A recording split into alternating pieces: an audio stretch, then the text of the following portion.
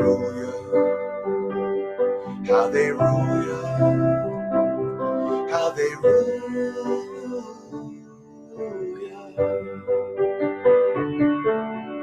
We have Owen Benjamin at Kings Road Cafe. He's a comedian. You're tall, you're advantaged, you enjoy the high life, so to speak. Okay. List, Curtis, I'll put you on the top as the most recent, but this is the list of fallouts. And tell me, is there any time in your life or my life or the chat can tune in where you've accumulated this level of a list and they all happen to be, it's all their fault, by the way. Okay. I'm just really pretty average here. I'm about 5'10". 5'10's a good height, though. It's a better height. I think he's 5 or 6'7", and Jake's the camera guy. Stone made by Jim Bob, Paul from Pockets, Joe Rogan, Steven Crowder, James True, Marty Leeds, Barricade Garage, James Corbett, Alex Jones, Jordan Peterson, Nick Fuentes, Milo Yiannopoulos, Gavin McGinnis, Benjamin Balderson, Sam Tripoli, E. Michael Jones, Adam Green, Eric Dubay, Anthony. Didn't really know about the rise of Owen Benjamin, but at the same time, who would? And to this day, nobody really knows how he's going to be involved in all this stuff. But he is engaging that podcast network that we predicted would be the main thing we'd be butting up against. Yeah, we're not fucking around. I've been fermenting these. You know what I'm saying? These have been sitting in the dark. Owen Benjamin, what's happened? Just the stars are kicking in pretty hard. Fuck yeah, and I wouldn't even let you eat the second one because I know these things smack people around really hard. This is my thank you to Owen Benjamin in America. Turn up, Paul! Turn up! 3, 2, 1. Ladies and gentlemen, Owen Benjamin. How are you, brother? Good. Thanks for having me. Thanks for coming here, man. I appreciate it. We were just talking about kind of being outside of the bubble of the big cities. I heard there was a circle where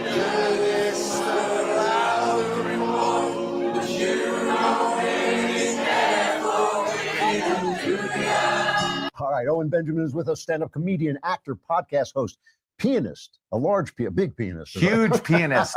you don't really care for freedom.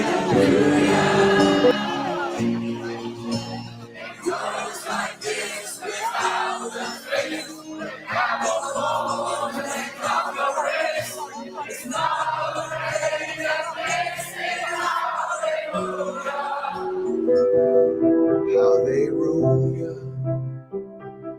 how they rule ya, how they rule ya, how they rule ya. Really honest discussion about something that nobody's doing, except for maybe Owen and 10 others. Yeah, I love it. And Amway, thanks for having us. This is exciting. Yeah.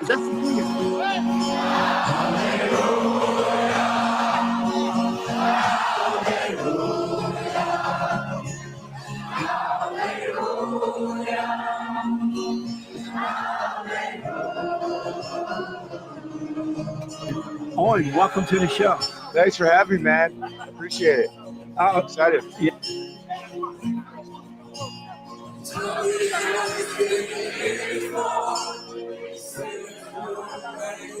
If you go and watch his stream from this morning, he plays the clip, which is why he's so upset. And the clip is literally somebody super chatted, Nick, your and Owen's views are identical.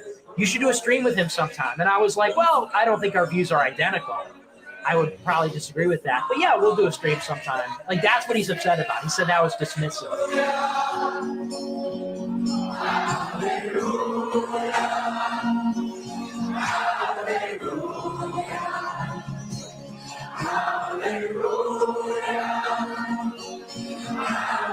I'm gonna stop.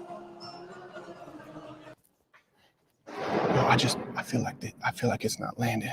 What? It's gold. You're doing great, kid. I don't know, like that whole Apache thing seemed kind of insensitive, like with the. Don't worry about it, kid. Just read this, get back out there. But Tommy has been here before. He's seen this room and he's walked this floor. Last time they tried to kill him, but he endured ya.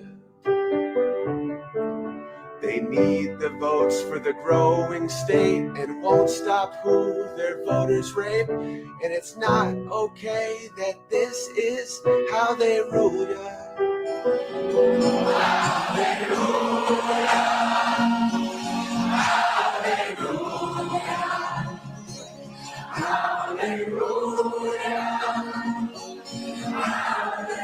Text him like, "Are you okay? Like, what do you need from me?" Basically, like, do you need me to rally the troops?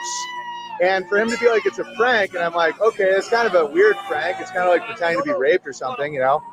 But so when are you going to reveal it? And he's like, I'm not. And I'm like, okay, well, I'm not going to go along with that, you know?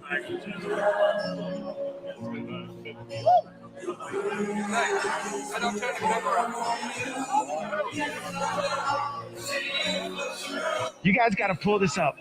Dave Chappelle is a hack, and he gets a lot of his jokes from Owen Benjamin. Dave Chappelle went on a Jewish platform and said, they dropped that nigga.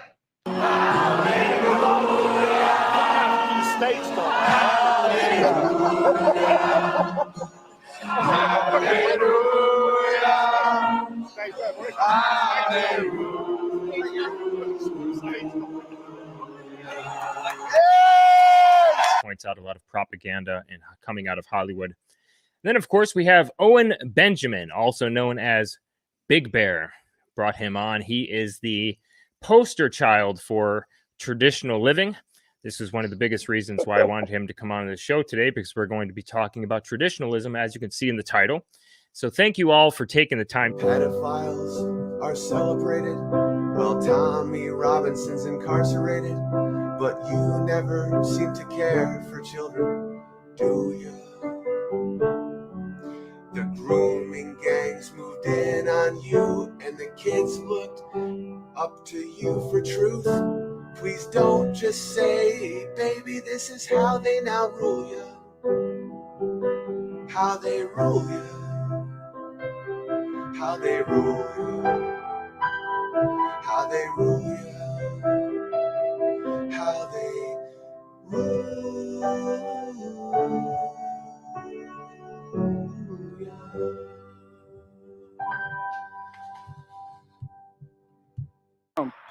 Joe Rogan was your alpha.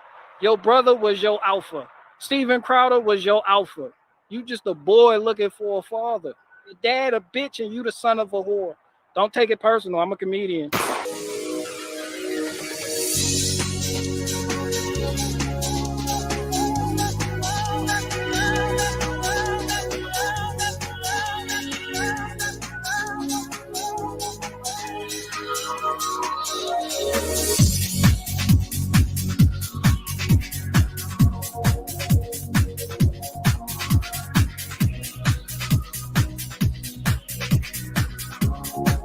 There's something a little gay about it, but not really. Where me and my buddy are just blind drunk and like kind of naked, just like punching and slapping each other.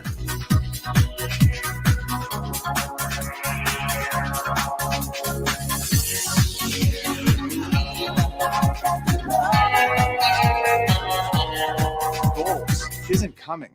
It's here. You need to decide which side you're on.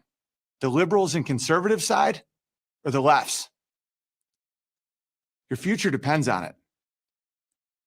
I'm Owen Benjamin for Prager University. Thank you for watching this video.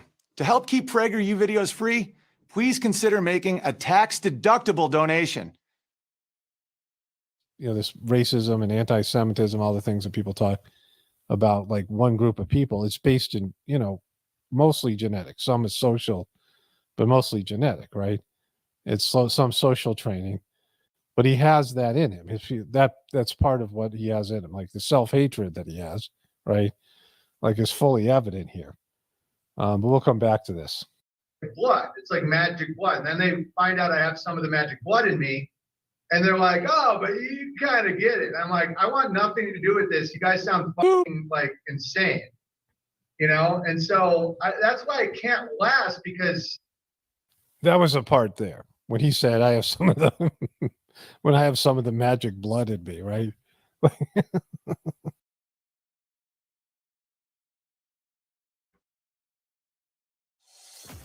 Tonight, more on that breaking news out of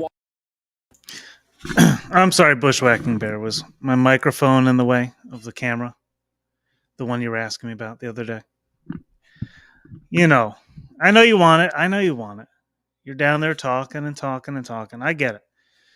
Listen. It's Owen Benjamin's a fun character to come at, you know? Like, he's kind of just accepted taking tomatoes to the face as a profession. So, you know, it's not like I've forgotten that. Bushwhacking. Let's be real. However, he came from Hollywood, as we know, and entered the truther community. How did he do that?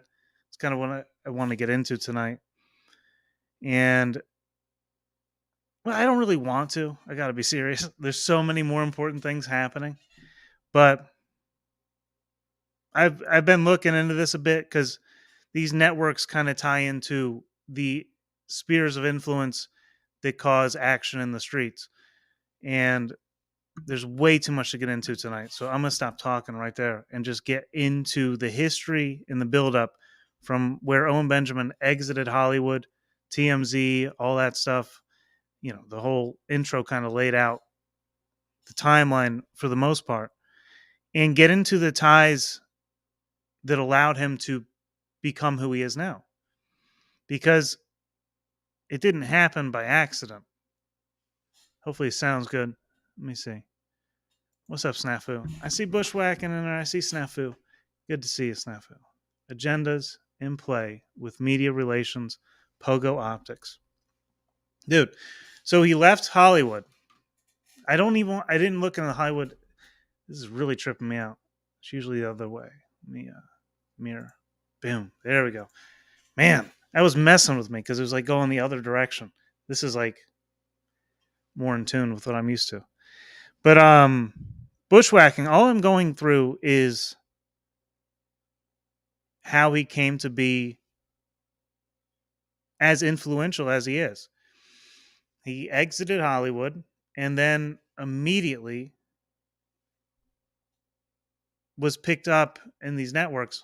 But I actually kind of jumped the gun there. See, let's go to my script here. So I got everything scripted. This is ridiculous. I spent so much time researching this, and there's so many clips I'm not going to play, but there's like 35 points I got to hit.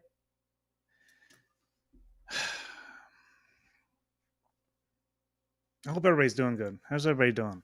Everybody doing good? You guys got 35 points to hit? I got Joey Diaz, and Jim Bob kind of covered a lot of them, but I wanted to start back at the beginning once he left Hollywood. You know, we go straight into Joey Diaz and Joe Rogan, which if you watch the Matthew North documentary that I streamed a couple weeks ago, he kind of laid out the ties that they have. And what do we see in the first appearance of Owen Benjamin in these podcast spheres? He's still in Hollywood at this time. While this clip plays, I got to look up exactly what I spent so much time laying out these clips in order and find. There's other details that I've missed, but this first clip is from July 13th, 2016. So this is right here. Share. Boom, boom, boom. This is from Joey Diaz's channel. This was the first significant podcast that I could find him on. This is back in 2016. And, you know, in the beginning, he was talking about the stars hitting hard because during this podcast, he basically got so high, he had to leave in the middle of the interview. It's a street from me. They're dabbling in something. I don't know what the fuck it is. I have no idea. He says he's a pilot on one of those charter planes. Listen, if you're a man and you come into my plane as the pilot, as Lucille on Monday, I can't trust you with my fucking plane, guy. Right. I can't. You're confused. You're not confused. I don't know. I just can't. I'm not saying nothing bad. I'm just saying that he's been home a lot more since he became a woman. I'll tell you that much. And He gained a lot of weight. I don't know if he cut his dick off. I know his hair is down. I know the cheekbones are high. I know that his voice changed a little bit, and I know he stays in a lot more. Tremendous. Yeah, those things are strong, Owen. Yeah, you just relax. man. This is the devil here tonight. This is it. This is as good as it gets, Pete. What's So up? they're finally, this is kind of the first mainstream podcast Owen Benjamin hit outside of Hollywood. Is the Joey Diaz. Now, if you watched, again, referring back to the documentary that I played a couple weeks ago, it was one of the last ones that Matthew North put out. He kind of laid out Joey Diaz, Joe Rogan, and how they prop up comedians using comedy to put people in spheres of influence, because it's deceptive. Comedy is inherently deceptive, and it's used to cover things up, get people, normally they'd be mad at something, but you make them laugh at it, they might go along with it. And there's this, whole thing about comedians being propped up into these roles on purpose. Now, I'm not saying Owen Benjamin was. I got a poll, in fact. I forgot about that. I got a poll. I honestly didn't know what to expect of the poll results. I'm already fascinated. Was Owen Benjamin planted in the truther community by Hollywood? It's a fair question. Okay, because this dude wasn't just part of Hollywood. He was like, he was working for CAA or contracted with the CAA, like one of the main contracts. Again, I looked all this information up. Good to see you swim. Provo Planet. Whoa. New channel unlock. Provo Planet. Man, if anybody's got that link, drop it. What's up, Smith? All right, so basically, I don't want to spend too long on any one clip. But if you look at also the main thing pushed in that Matthew North documentary was the fact that Joey Diaz and Joe Rogan are secretly tied into hallucinogenic legalization, like the legalization of hallucinogenics, like mushrooms or acid or these sorts of things. They're tied into this influence. In the first appearance of Owen Benjamin in these mainstream podcasts is him getting way too high on THC to talk. So this is exactly the kind of information that was laid out there. And as we move forward, it's a fascinating thing to witness. Now, because I watched this starting maybe 2018 start to unfold around the time he started, before he was on Alex Jones. But yeah, he was, dude. And a lot of this perspective does come from what he was laying out. I honestly wouldn't see the kinds of things that I saw without watching that documentary first. But when you look at the timeline, it's just laid out. So we got this one here. Boom.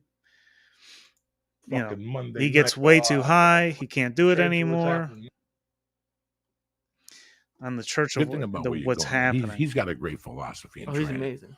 He's an amazing guy. He walks He's an off here, ex-New right? York Whatever. firefighter.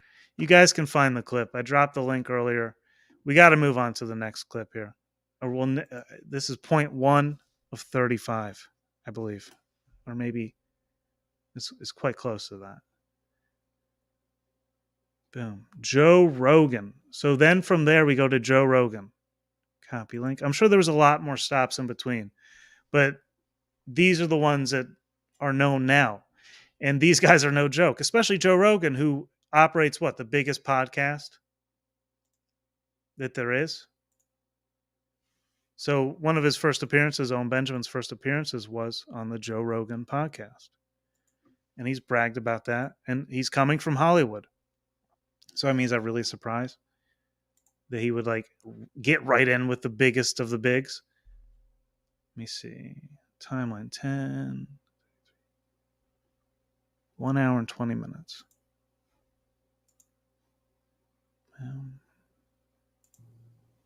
Do. 3, 2, 1. 1 hour and 20. Ladies and gentlemen, Owen Benjamin, how are you, brother? Good. Thanks for having me. Thanks for coming here, man. I appreciate it. We were just talking about kind of being outside of the bubble. So that clip, that His intro right racist- there was in the intro of the whole whatever, the How They Rule Ya intro that I made for the trailer. But this interview is important.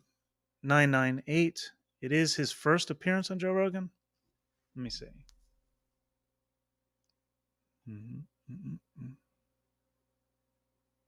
Oh, okay. So 998 is his first appearance on Joe Rogan. This is before he was out of Hollywood officially and all that, I believe. I could be mistaken. Bushwhacking Bear, what you got to say about all this, dude? He was smoking, getting that high as you make it sound. They gave him an edible, strong and heavy, potheads, truth or comp official. Address that where you're put. Yeah, they gave him edibles. See, bushwhacking, I'm kind of assuming the audience has some background. I'm not trying to skip over the details, bro. I'm not trying to skip over details like that. Yeah, it was edibles. I'm not accusing him of anything. You're already defensive though. That's why I don't understand. He wasn't smoking, no. If I said he was smoking, I'm sorry. He had edibles. So 998 is the first Joe Rogan appearance. And the second is where he starts to get into his lore about, you know, why he was expelled from Hollywood. Because this was a big deal. You know, Owen Benjamin stood up for trans children or whatever is the official story. But if you watch Texas Go Radio, he just released a video where he was kind of going through an old post from what appeared to be Owen Benjamin saying the real reason he left Hollywood back at the time, and it had nothing to do with the trans activism. I mean, that's a question he'd have to answer directly, but you know, he's dude, bushwhacking. Are you really going to deny that bro's just like throwing? He's not coming straight. He's doing his own thing. He's feeding his family. That's okay. But he starts to overstep the lines, and he was put there by freaking people like Joe Rogan, bro. Like the biggest podcast there is. 1033. So this is where he starts to kind of break down a Twitter argument he has. I'll drop this link if you guys want to listen to the whole one. You have no idea how long I spent freaking going through old clips to find this crap, man. Oh my gosh. Boom.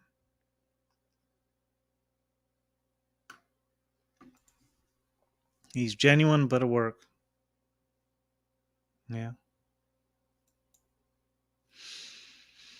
Man. Well, it's all a planned rollout. Which, you know, let's be real. The only reason I'm even covering this is because I don't know, I just felt like I needed to lay this out the way I was seeing the information.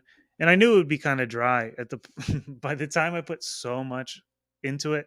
I knew it was going to be kind of dry because I'm really just tiptoeing through the history here. We got back to, you know, that first Joe Rogan appearance was August 16th of 2017. And the 2033 one, or 1033 was November of 2017. And Owen Benjamin starts to tie into a lot of important events that occurred over the next few years. So I know it's a dry buildup, but it gets a little more interesting. But I just kind of wanted to go all the way back, hear out from the beginning, lay it all out like that. Because bushwhacking, I can assume whatever, dude. But I'm not just going to ignore the history of the man. And he got here through some strange influences. And then you see the order you need, the chaos and order, you know, and you see the order with a child, and then you see these people trying to exploit children. And I was just awake, you know, I'm just like, you know what, fuck you. I'm like, I don't. And then people in LA that I thought were my friends, not good friends, not like comics, but like middle management. That's what the evil is. Well, you know what it is, man? It's like supporting transgender rights eclipses Mm-hmm. Now, I just remembered how mainstream Joe Rogan is. And I don't want to play too much of that because it might be heavily copyrighted. There's probably a reason it's not on YouTube. So I better at least play some music behind it. But when Joe Rogan went to Spotify, he cut all of his interviews with Owen Benjamin. They were some of the missing episodes. And Jimbo Khan, dude, I'm going to cut. What's up, dude? We're going to get to the anomaly clip too that I saw. Yeah, and I believe I was probably there myself. I recall that. I don't know if I watched it live or after the fact. I don't know. But, oh, man, I'd like to read the chat for a moment, but let me see. I'll play some music. Play it real low. And let's see here. What's this one? Well, that's way too intense. This is way too happy.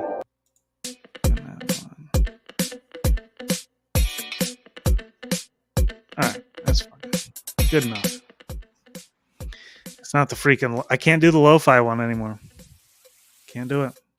Let me know if it's too loud. I don't know. All the logic involved and the subtle nuances of human behavior and sexuality. And the idea that a 3-year-old could have any notion of like what it's going to be like to be 8 or what it's going to be like to be 16 or whether or not hormonal changes are going to affect the way he expresses himself. So, and also you're looking at this kid and you're deciding that this kid, because they're 3, is going to be transgender and you want to turn them into a girl. What if this kid decides he's a gay man in 5 years? They kill themselves. Right. What if they decide that they're bisexual in 20 years? You know, like if you care about that child, you don't interfere with that process, because I'm not the same thing that I was when I was 3, and you're not either. No one is. So to inject hormones and chemicals and even surgery, that we really have a very limited understanding about how much this interaction between a scalpel and a baby body, how much of the impact that has. You're giving someone the green light. Is that they're talking about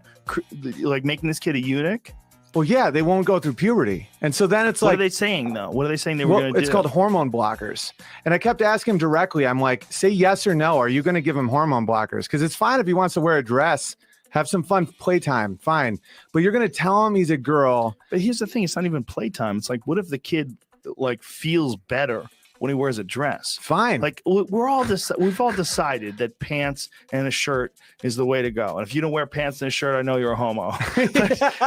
like if you were sitting there wearing a big girl skirt, and what do I give a fuck? If you were wearing a kilt and I'm like, I love Scotland, I wouldn't care.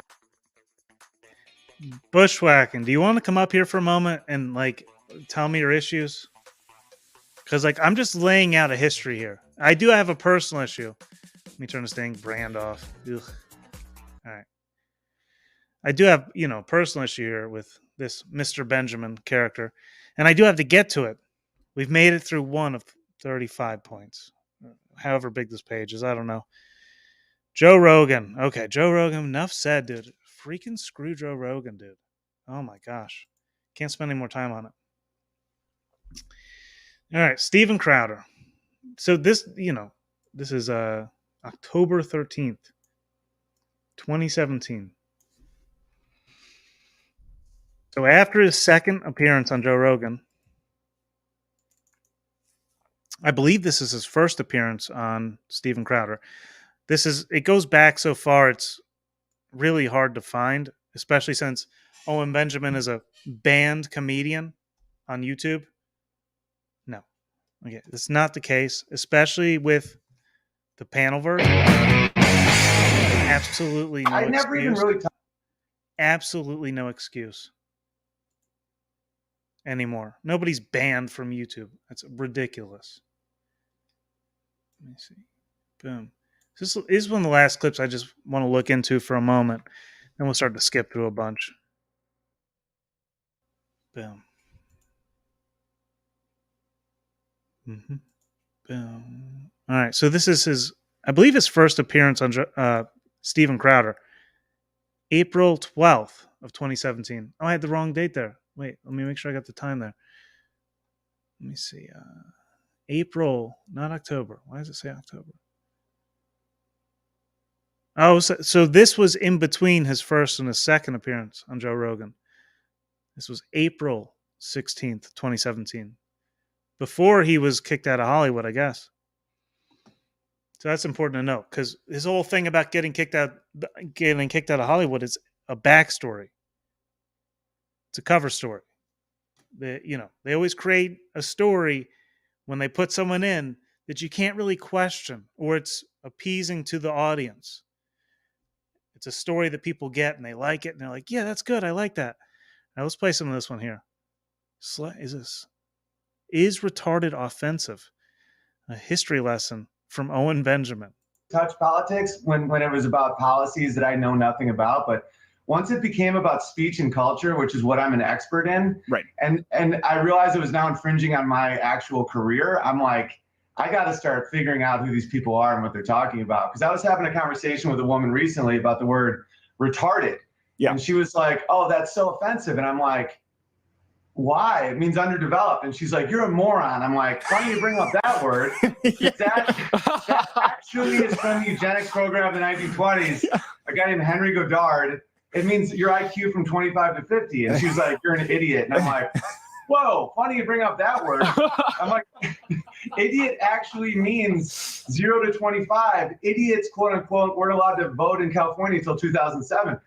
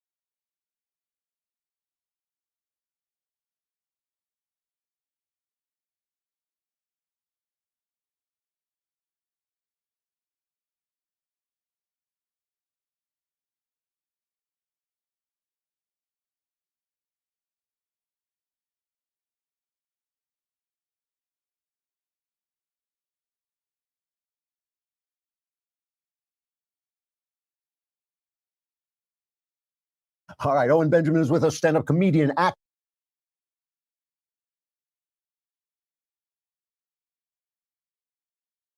Oh, Lord. How long have I been muted?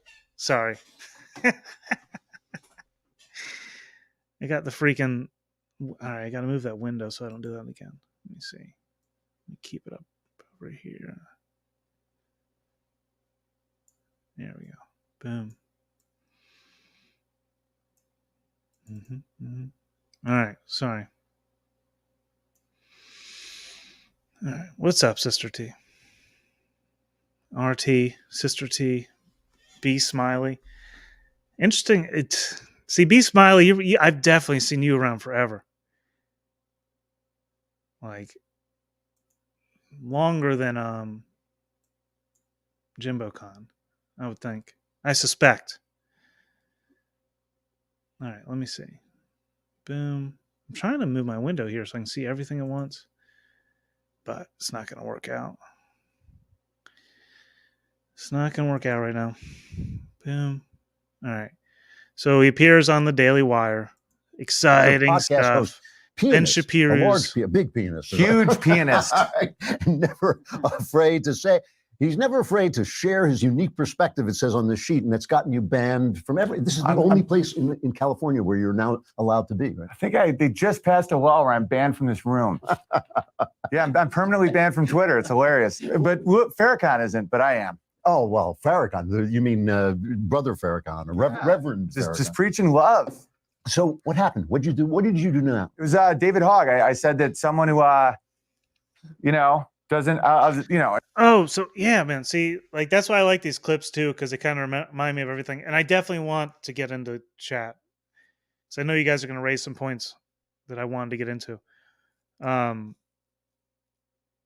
first clip there with Joe Rogan, he was banned from Hollywood essentially for calling out people pushing puberty blockers and this kind of thing. Is the official story, But if you watch the Texas Go Radio one, I have to find that now that I'm citing it. I didn't put it in my lineup because it's just I'm trying to just get through the history of Owen Benjamin, not necessarily get into all of the drama, which is kind of inserting drama into a community is a way to divide it. I mean, we just watched an entire community nearly dissolve today because of drama. And I mean, that's insane. Just from drama. So when people insert drama into communities, and where else does drama come from more than anywhere else in the world? Hollywood. You know, you insert the drama, the division, the arguments, the unimportant points into the community, and you cause division. Now I want to go back to Steven Crowder here. So the important thing about like Steven Crowder, Joe Rogan, Joe Rogan. So Joe Rogan kind of built Owen Benjamin's initial platform. And he sits there and shits on Joe Rogan all the time. In much the same way that Jim Bob shits on Owen Benjamin. And that's all fair, right? So, you know, it's fair. But, you know, the way Owen Benjamin complains about other people shitting on him when that's all he does, it's crazy. And, you know, the Daily Wire, Ben Shapiro, Joe the Toe Rogan. He's just got all these names for these people. They kind of helped him get to where he is. Steven Crowder. They're not big fans anymore of each other, to my knowledge. But then we'll get to, you know, Alex Jones in a moment. But we got to get to the Daily Wire. Oh, my goodness. We showed that one. It's not that important what happened here. Well, I guess actually it is. Because this is what happens here. It's him getting banned again or something like this. That's how he gets on here. Pianist. Never afraid to say. He's never afraid to share his unique perspective, it says on this sheet, and it's gotten you banned from this is the only place in California where you're now allowed to be, right? I think they just passed a law where I'm banned from this room. Yeah, I'm permanently banned from Twitter. It's hilarious. But Farrakhan isn't, but I am. Oh, well, Farrakhan. All right, so second move. A lot of these major moves involve censorship, and that's why I want to get into the YouTube purge of 2019. When 2019 or 2018? Oh my goodness. I freaking hate years, man. I hate dates, I hate time. I'm going to keep working to this. But the purge, man. When the year Alex Jones, Owen Benjamin, Gavin McInnes, and Steven Crowder were booted from YouTube. But they had different timelines there. There was, you know, they got booted off in different order than that. Copy link. It wasn't on the same day. Paste. And again, I know this is dry, guys. I'm not even trying to engage in drama. I'm really just like people like, oh my God. You're so desperate for content, you want to engage in drama? I don't. This is proof here. I could engage in all sorts of drama today. Do you know what happened today? So much happened today. But I got to focus, man. I've got this. I got a whole page. I literally, like, when I was writing out all my points one by one, and I got, like, my last one out. Right there on the last one, I was like, all right, I got to do it. It's work, man. It's his work. All right. Bushwhack. What's up, Destroyer? Good to see you. No worries. It's dry stuff, man. This is dry stuff. Bushwhacking's in here. What's the main premise? Argument, presentation, exactly. How they rule you. So we're looking through the lens of Owen Benjamin's perspective of how do they rule you, right? And Owen Benjamin, in my opinion, was propped up by Joe Rogan and Joey Diaz, Steven Crowder, Daily Wire, freaking Prager University, bro. He was propped up by them for a reason. Each one of them in a specific order. Now, I'm going through the dry stuff because I'm just like laying out the timeline. And some of these clips are kind of fun, and some are not. And it's just building how he was established, so that we can see how others are established, because there's all, you've seen what's happening overseas and all that. And most of what I've covered here is like J6 protest stuff. And that really kind of ties into how these things heading forward, these protests, where these battlegrounds essentially are, if we're not careful, how these people are influenced to do what they do, the networks establishing that perspective, pushing it forth, and all that, right?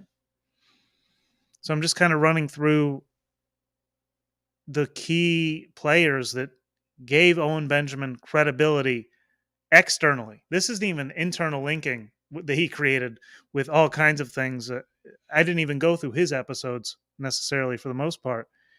Most of this is external networking that he did. Now, the internal links that he made and created, I'm not getting into that, as far as interviewing people on his channel so much, unless there's drama surrounding it, then we'll look into that a little bit. I got to keep going with these clips, man. I really have too much to go through. Jesse Lee Peterson. This is Jimbo Khan. Okay, see, I thought I might have seen not Jimbo Khan, sorry. I thought I saw you here before, but I guess not. I definitely saw Be Smiley, or heard Be Smiley on there, I believe. I could be mistaken, but let's do this here. This was years ago. Not in this episode per se. Let's see, when was this? September 5th, 2018. Third. Man, I need glasses, y'all. Holy cows, man. All right, so this is like, we're still 2018. There's not much happening there that I wanted to get into. But these are the key moments I remember, right? As I watched Owen Benjamin. Because I was watching this guy back then. So I was watching Jesse Lee Peterson. That might have been how I was watching Owen Benjamin before I started watching Jesse Lee Peterson, maybe. Because not only did I learn a lot from Owen Benjamin, whatever, I watched a lot of people that he pushed, too.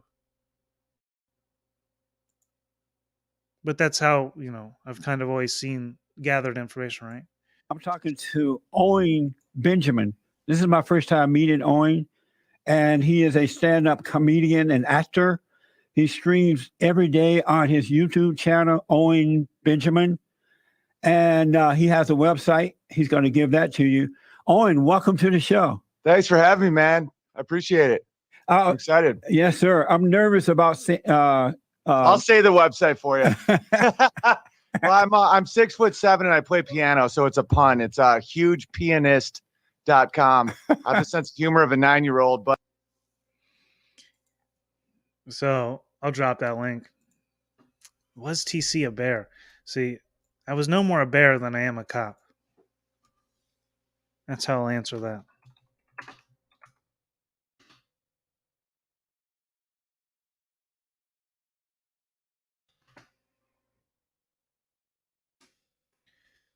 But I kind of dropped some clues about, a letter that might have been read. It was written by me somewhere in my videos. Jesse Lee Peterson, Owen Benjamin, boom. You might find that information. I might drop the video. I have it recorded,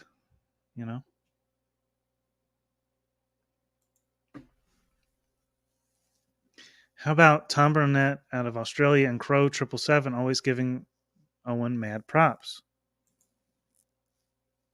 Yeah, if you go back in my videos, my recent ones, I dropped a short where Crow 777's mentioning reading, getting some book.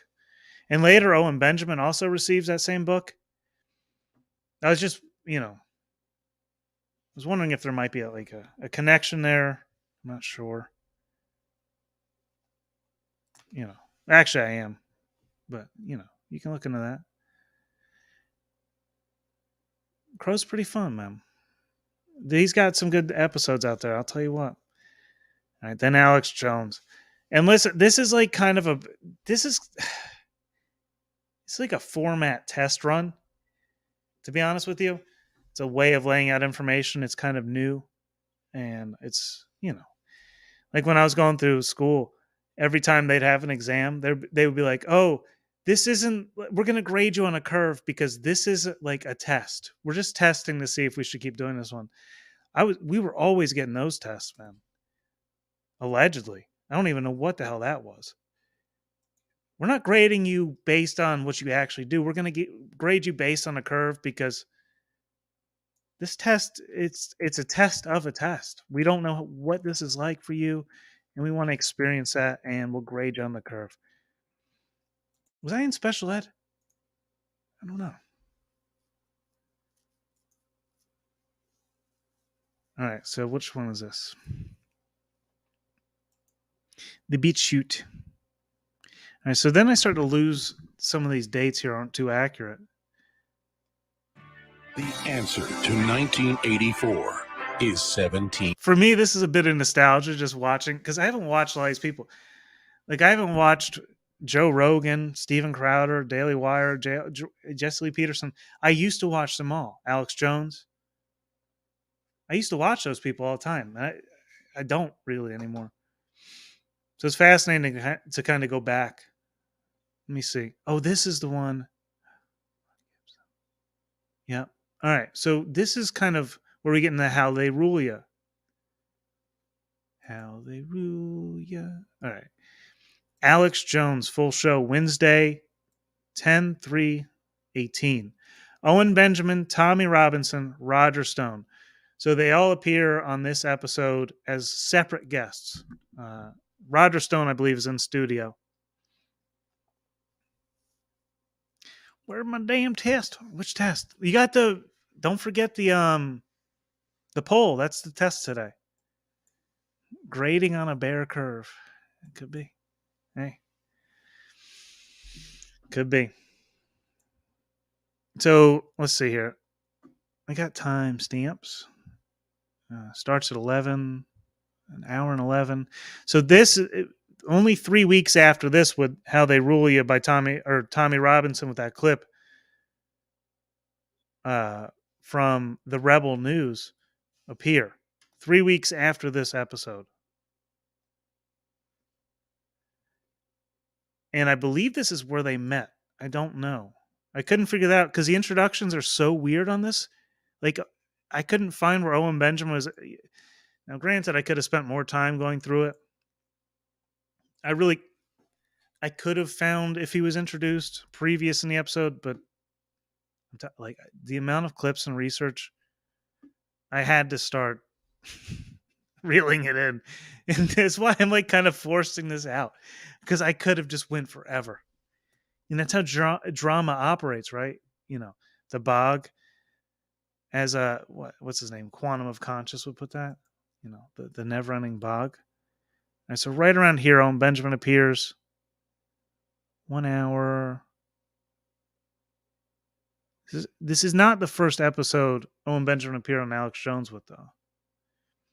Is it? I don't know. Oh, man. All right, so I couldn't... Here's the deal. I couldn't find much of Owen Benjamin on Alex Jones's show, but I remember at one point, Owen Benjamin was hosting at least like an hour. It was an hour pretty frequently. He would host for Alex Jones. He would sit out in his, out in the cold and it was snowing behind him, and he would host Alex Jones's show. When Alex Jones and no one was in the studio, he would be calling in from the cam. Like, he'd be up on the screen and they'd be panning through the studio still. I couldn't find any of those clips. And I'm sorry, guys, be ignoring in chat. I'm just really trying not to get hung up too much. I definitely want your insight. Johnny's List. Hey, I got the video. I might play it. Thank you, Mr. Snafu.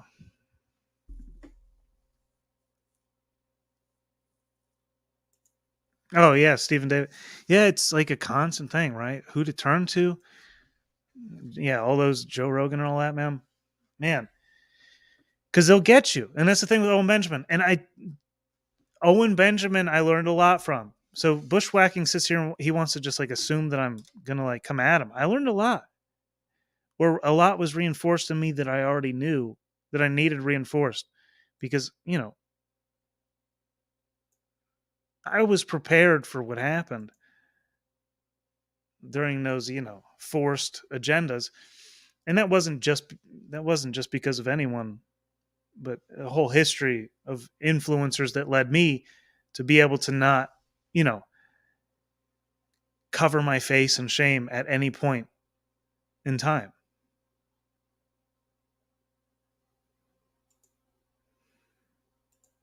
Actually saying if another man ever did something, it's like saying if a black man did something wrong, all black men are guilty, or if a white man did it, all white This is men. literally the kind of where it most starts. bigoted, It's weird. backwards, authoritarian thing I've ever heard of.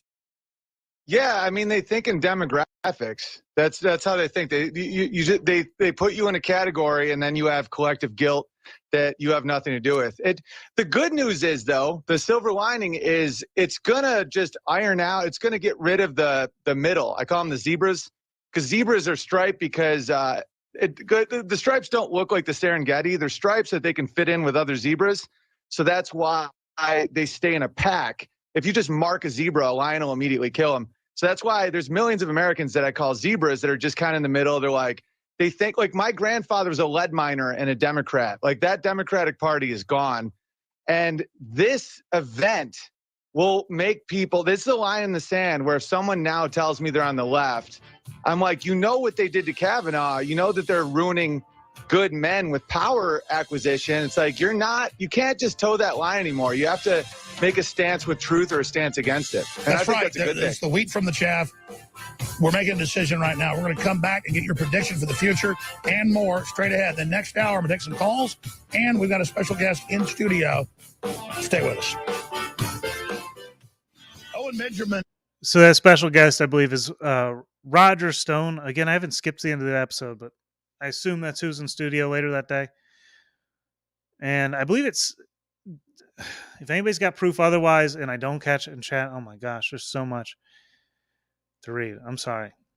But I'm sure a lot of the information I'm laying out, I'm missing details here and there because I'm trying to cover a lot of time and kind of show the most extraordinary examples of influence that occurred here.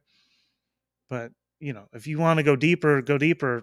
Here's that Alex Jones interview. I'll keep playing it for a moment. Is our guest, and we are just watching the insane spectacle of just weaponized media and none of the stories adding up and no witnesses and people saying, I don't fly on airplanes, I'm scared, and they're all over the world. And I don't know anything about polygraphs, and they advise people how to pass them. And it's like, where does it go from here? Where does it go with the corporate media trying to weaponize men and women against each other? And it's in the WikiLeaks, how they want race war. And then I've got a clip we'll play in a moment. Kanye West is talking to some nobody TMZ reporter, and they tell him, take that off your head. Like he's a slave. I don't say that because he's black. I mean, it's like, I'm saying make America great again. The cult-like control over corporate media has just become insane. So, Owen Benjamin, where do you think all this ends? Well, I think we're seeing the sleeping giant of American patriotism waking up finally. And I think the future's bright for people that go indie and just do it family style and just keep it going. Like I just self-produced a special. You can get it at hugepianist.com. Because if Netflix won't have me anymore, or Comedy Central that I've done 2 specials with, because, Susan Rice is on the board of Netflix, it's like, that's cool. We still have America. So I shot my own and just put it up and people can enjoy it, just like you doing independent news. And that's what gets me going every day is the puzzle of it. Like, how do we get through these monsters? And I think they've revealed themselves so intensely now that they can't hide behind actual changes that you might think need to be made in society. Like they got everything they asked for plus way more. And now they're just going for socialism. So I still think it's the same as what I told you last time. I think that there's just going to continuously be a giant cultural divide in America. And I think that people are just going to keep moving towards the right. That's why they're going to keep trying to import leftist votes. Well, you're right. And again, you read about times in history where groups of people just doing horribly evil things. And you think, how'd they do that? They just get wound up. And a lot of times it's a lenient powerful system or dynasty that liberalizes and empowers the average person and then builds up people. But then the corrupt kind of sneak in and they get control, and then we're tolerant of corruption, and then the corruption isn't tolerant of us. Yeah, and the corruption starts with the individual, and I'm a big history guy, and you saw it with Rome, where it starts with the individual that forgets about their nation and their family and religion and right and wrong, and they just start eating all day and stuffing their faces and importing slaves and getting the Visigoths and the Ostrogoths. Attila the Hun, all these guys, they were already just coming in because there wasn't good border security in Rome because they just kept raising taxes. It's a story as old as time, but I have faith that America will fight it with what we have, because we still are a Christian nation, and we just don't hear about it in the media. That's the smartest thing the left ever did, is they put all the kids in debt from college, and they just took over the flow of information. And that's why a small amount of them can make everyone feel like the world's gone crazy. But as a touring comic, I get to see that people are still good. At least they're still fighting. No, you're right. And what are they going to do if they lose the midterms, which I think, unless their election fraud is massive, they're going to lose the midterms. So, well, yeah. And by the way, we have a clip of Newt Gingrich saying that too. We're going to play too. So what do they do at that point?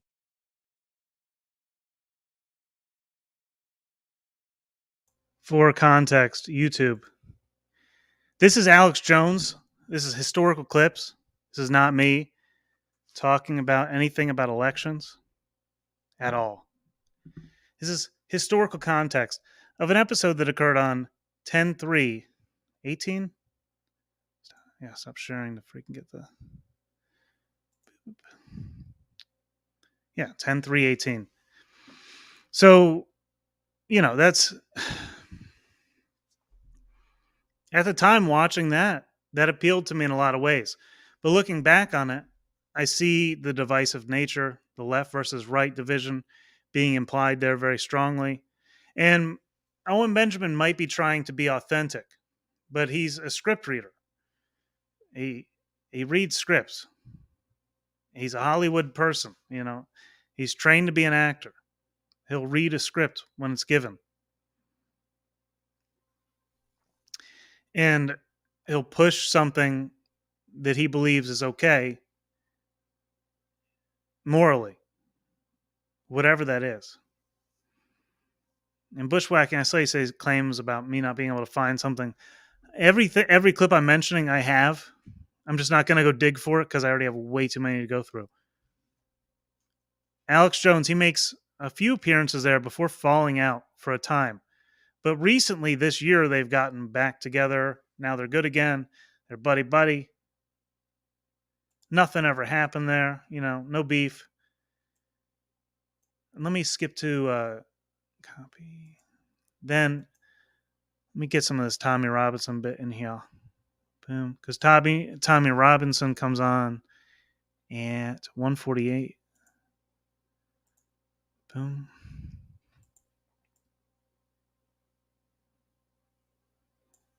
All right, a little bit before, we'll be all right.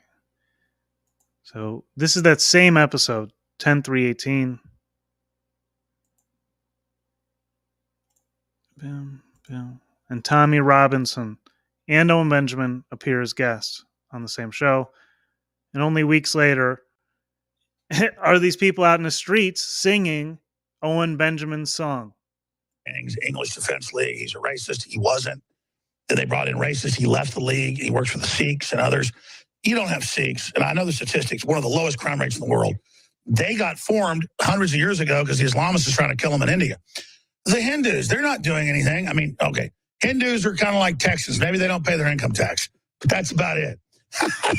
So yeah, but it's not even about the genetics, because a lot of these Arabs have similar genetics to Sikhs or people in India. It's the culture. It's what Muhammad did. Does that mean I want to have war with Islam? No. But they've got 1.8 billion people. They're about to be 3 billion middle of the next decade. The globalists have made their bet on them, and this whole plan to repopulate Europe with Islamists, and then we're supposed to just die and give ourselves over. So, Tommy, I want to get back into what's happening. But you've already proven it. I know you just can't be stopped to warn about the girls being raped and kidnapping because you've got a bunch of children, I know. and they've been threatened with acid attack. You don't want to get into that, but talk about just what you've been through in like a 5-minute gestalt, how it began, the year in prison, taking your house, the 3 months, losing all the weight, them putting you by the mosque in the jail, then throwing feces on you, and then again. All right. We're not going to get to in the Tommy Robinson today. It'll probably tie in the future because where we're going next, you know, things get a little bit more recent. It's not so much in the past here. Let's see, so December 29th, 2018. So, oh, wait. Oh, I still have that. Oh, no. All right, I got to copy his link again. Oh, my goodness. Here, I'll play it quickly. The whole freaking intro is this song. You'll get the point, you know? Boom.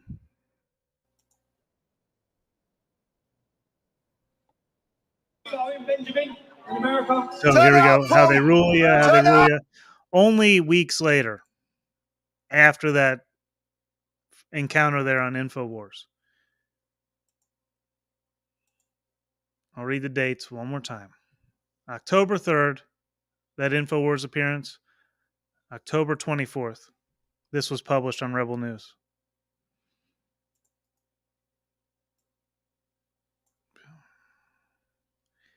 So then we get into where Adam Green enters the photo here.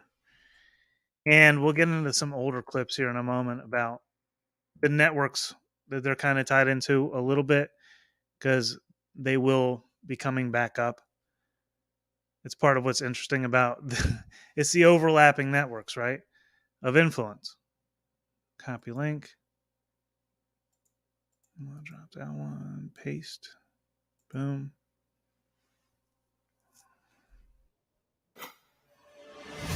You're watching No More News. Owen, see my videos exposing Alex Jones and Zionism. No. I like Alex Jones is my friend, dude. That's the thing. I don't know. What does that even mean? Alex has balls. He's a great guy. I'm not going to actively try and look up shit about him, especially when a lot of these people are the same people that think the earth is flat. But you think I'm going to see a doctored video on YouTube and then not like my buddy? Come on. Please do a New Year's stream on the Pacers. I'm getting in on that. Lately, I've been researching the pyramids a lot, but I'll get into the bloodlines. Hey, Big Bear, I was wondering if Jon Stewart was the prototype for all the current TV. So Owen Benjamin just responded to my super chat. I said, Owen, check out my videos exposing Alex Jones and Zionism. And you just heard him respond. He said, no, he's my buddy. I'm not going to go see a doctored video. I don't have any doctored videos, Owen, at all. This is a lot of people know this. This isn't new. It's overwhelming evidence he shills for Israel. Doesn't just lie and omit facts. He outright shills hard for Zionism and lies about the Palestinians, covers up who's behind the New World Order, Jerusalem faction, covers up who was behind 9/11. And, I thought Owen had a chance. I thought maybe he'd go, oh, yeah. I mean, he's talking about the earth is flat and the moon landings are a hoax. But no, Alex Jones being a Zionist propagandist is just too far over the pale. He won't do that. And so, yeah. I mean, you can go into the history yourself of Alex Jones there too. Each one of these people has a history. I could go forever. Let me put this link here. No More News. There's another clip here from No More News. So basically this first one, Adam Green is calling out Owen Benjamin for aligning with what he's saying is a Zionist shill, essentially. And he basically, the next clip here,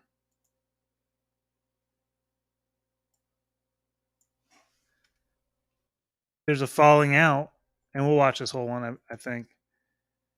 This is a good one. So Adam Green calls out Owen Benjamin and the Alex Jones tie. Then a few weeks later, there's a falling out. I do have an apology today. And it's a fascinating one. To do today. I was wrong about Alex Jones.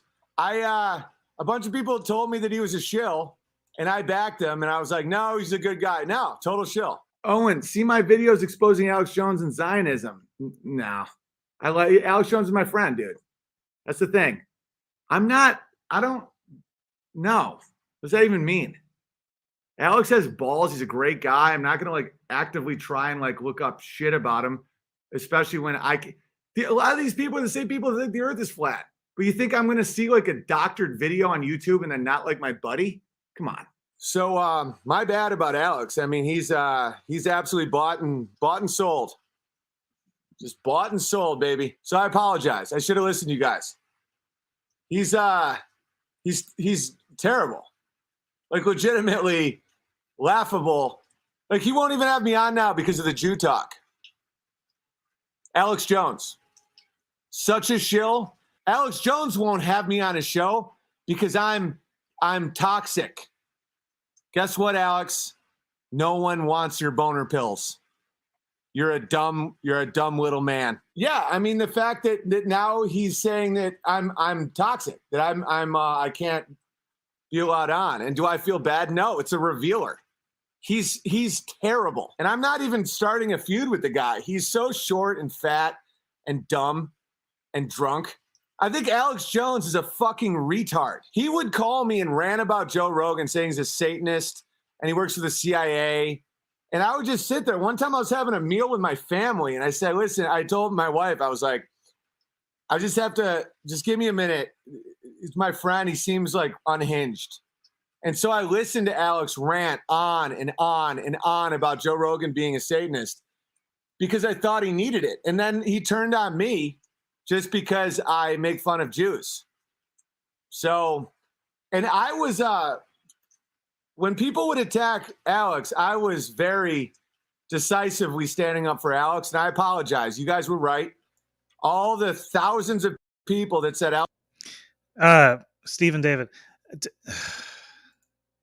I just saw those recently. I'm not looking at the sort of things that are going to lead to drama so much that never ends, because that's kind of the point again, is the endless drama that can be created in these situations. I did see that clip, but I'm not trying to get into all that. What I'm laying out here is simply the connections that led to Owen Benjamin being the influencer we know him as today. That's a long clip. Wow, that's a long one. Oh, wow. Oh, he just like plays like 15 minutes or something here. Good Lord. Here's that second one. There's no way I'm sitting here through all that. So here it is. I'm not going to put, that's no more news again. Adam Green. I got to make sure I hit this one here. Vincent James Hansen. Yeah, hold on. Now, see, there's some important tie-ins right here in between February 5th, 2019. Just going to freaking put it out there really quick. Oh, it's already there. Share this one. Oh, what the heck? This one. Why you can't argue with a leftist. And again, this kind of ties into the political division that people push. And Owen Benjamin doesn't necessarily push us anymore. However, he got paid to say this. He shills for PragerU hard. I mean, like he took the script, he read it, he did his job. And PragerU, I mean,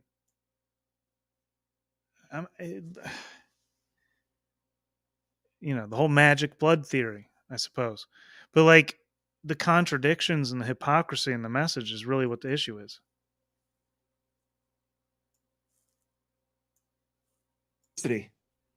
Thank you for watching this video.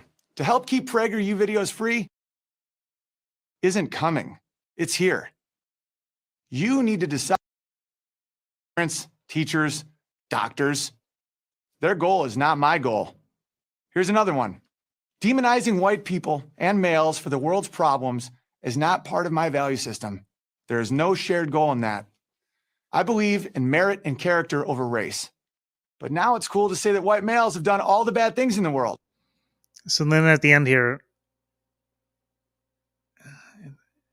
you see he's pushing this political agenda the whole time as like this alt-right figure.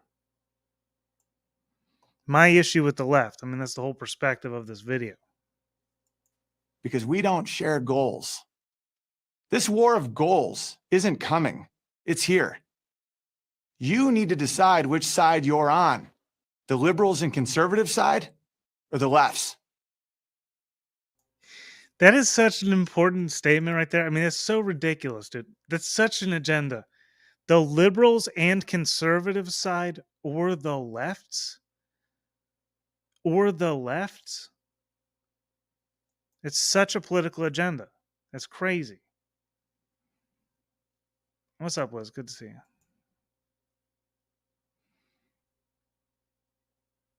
Let's see. I want to play this out just to show how hard he shills right here.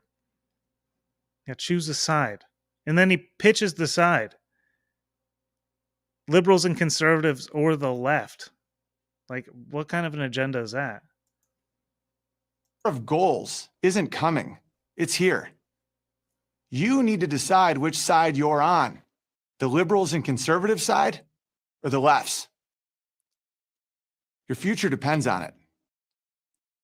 I'm Owen Benjamin for Prager University. Thank you for watching this video. To help keep PragerU videos free, please consider making a tax-deductible donation. I mean, then to push that at the end, woo. Man. All right, let's get into Vincent James here. I got to keep jumping ahead. So this was a big one I remember. I never watched. See, because a lot of the people I watched over the years were because of who Owen Benjamin would talk to or about. You know, Crow 777, all that. He always talked about Vince from Red Elephants, but I never watched him, really. But he makes an appearance here with Nick Fuentes. It's funny to watch these things develop. Let's hear a bit shoe here. Let's see. When was this one? Around July of 2019. Whenever this clip was uploaded, you know, it was after the fact. But here you got Nick Fuentes, Owen Benjamin, all in the same episode here. He had the bear back then. Full of hate. I'm full of so much love for my family that I had to face some of these things. And it's like, okay, one big snowstorm near where I live and Walmart's out of food in 48 hours. That hit me so deep when I have a baby and a 3-year-old that like, okay, well, if I take care of goats and I make sure my fence is legit and I have 40 chickens and that's an egg a day per hoe, you know, it's like, that's reality. And then it's like, you want to learn how to be a good father. You read the Bible. Chihuahua Files, I hope to get into that tonight, but man, I didn't number these. I'm like a third of the way through. All right, we're getting there. It's like moving a pile of rocks or something, you know? That's what I'm looking at right here. So Handsome Truth and Adam Green. Oops. What are they doing together? What are they doing together out here? What are they talking about? How does this tie Owen Benjamin? Uh-oh. Uh-oh. You know, that's part of the, you said my friend Vince, and jokingly, right?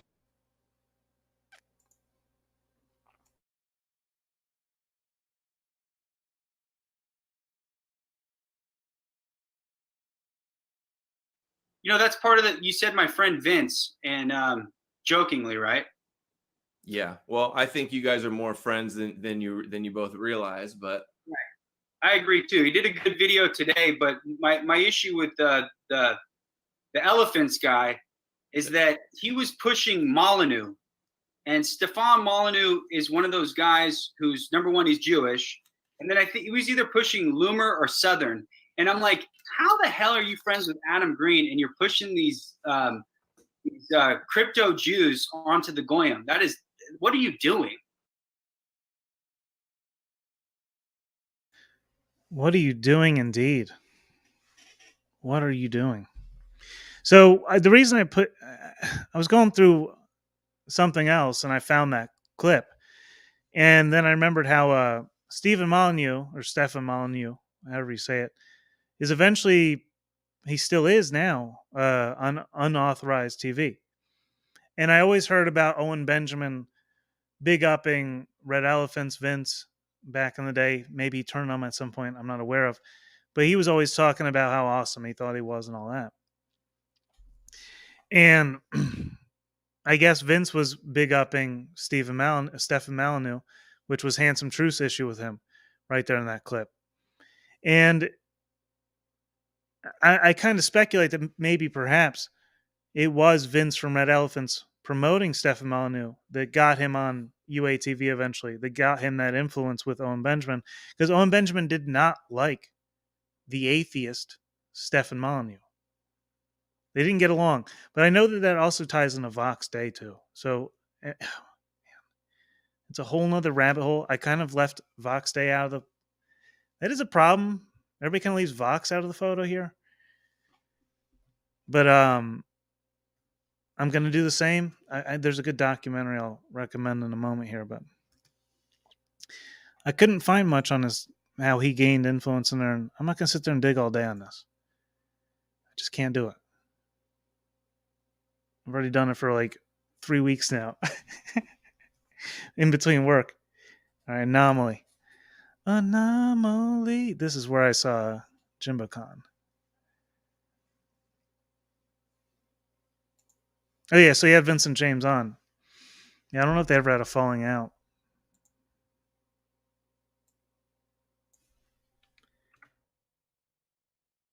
But I know that, yeah, Vincent James played a huge role. I'm just looking at influence here, and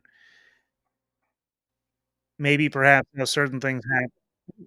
Sorry. Maybe perhaps how, certain things happen. Because moving forward, I'm going to get back to this freaking street stuff and looking at these networks, because a lot's unfolding there. But what I like about the whole perspective here, let's shout out to the thumbnail for a moment. Let's see. Brand. I like to keep a pace going there. How They Rule Ya, allegedly, right? The rise of Hollywood Plant. But How They Rule Ya. Because what Owen Benjamin is to me is a lens that I can just see through the influence of.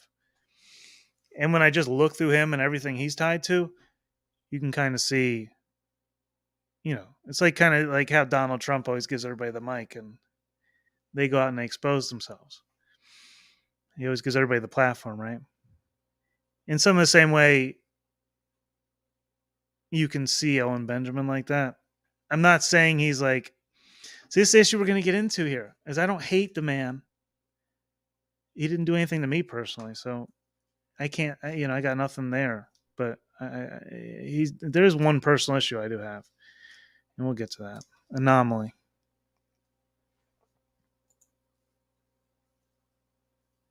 All right, so we see this, and this is important now more than ever. I started getting into this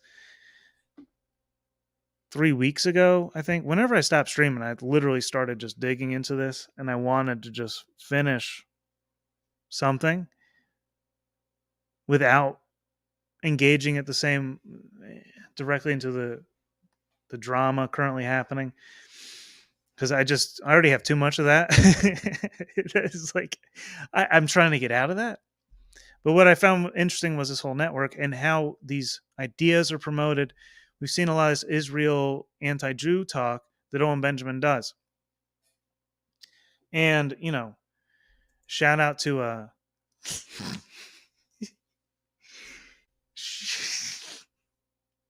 shout out to the pirates who decided to fly them Israeli flags. Interesting optics. Interesting optics. Entirely. No, Lord. Toffee Coca, come on now. What is Anomaly doing? Is he still rapping? All right, let's watch a bit of this. So this is the Jew debate, right? This is this whole perspective being pushed. Don't do what? What am I doing? What's going on, everybody? We're here with the ultimate Jewish debate. I'm here with Owen Big Bear Benjamin and Andrew Don't Taste Me Bro, aka self-proclaimed living legend mayor. We're talking about the Jewish question or Jewish people. It's a topic that you can't really talk about. They'll say you're anti-Semitic. I know rapper 21 Savage, LeBron James, they complimented. It's just a very taboo topic. And if you guys know Owen, if not, he's a comedian and he also is a social influencer, world influencer now. He goes really hard at it. And, you know, he's definitely been curious and skeptical and deep diving in a lot of topics. And then I talked to Andrew Mayer. I had him on my platform and Andrew said, hey, I'm Jewish and I like Owen, but there's some things I might not agree with. So this is long overdue. I'm going to pass it to Owen. I just want to get it all out there and have a really honest discussion about something that nobody's doing except for maybe Owen and 10 others. Yeah, I love it. Anomaly, thanks for having us. This is exciting. Yeah, that's the thing is I get emails. I was just telling you guys off air. It's like when I went hard at women for some of. So I don't want to get too into this. Again, I'll drop the link. You guys can do your everything that was in the intro is linked in the description. Everything I'm going through right now is only in these live chat links. So there might be some that are in that description too, but Texas Go Radio, good to see you in here. I meant to look for that video where you found that Reddit post, and I guess it was Owen Benjamin, and you were challenging his whole Hollywood backstory with that receipt. I tried to find it. I couldn't find it though on Reddit, but I didn't look too hard. Boom, Anomaly. So this is that whole great Jew debate. Oh man. What a time to talk about that, right? Wrangler. All right. Let me see. So I'm going to play some of this Anomaly. I'm going to give myself a break here, and I'm going to fly through these next few clips. Because I want to get into the YouTube purge. This was like a big political event, and it happened to occur, shortly after Owen Benjamin launched his platform, UATV. Unauthorized. All right, we're almost halfway. I'm almost there. Good Lord. All right, let me play this. The obvious realities. Not that I don't know how to read Hebrew. I'm sure I got the Talmud pretty upside down, but women liked it, and all these people are like, "Don't do that." And I've been getting a lot of emails from Jews being like, I appreciate your curiosity, and now I have a lot of things to think about. So I just wanted to start by talking about one of the things, and I'll talk about why I've been really suspicious of Jews lately. It has to do with the wall, obviously, and certain political alliances. We'll talk about that. But one thing I've noticed lately that I want us to establish so that we don't have an argument over word definitions that we could just agree on, because that happens all the time with conversations, is what is a Jew? That's a question for my man here. Like, before we get going, because this is one thing I keep seeing. It's like, well, that's not a real Jew. Well, that's not a real Jew. Well, that guy's not a real Jew. Like, Jews have the hardest time telling me what a Jew is, to the point where, I'll like call out a Jew and all the Jews are like, yeah, that's a non-real Jew. And I'm like, but you thought he was a Jew before he raped that girl, though, right? And they're like, yeah, but then he raped the girl, though.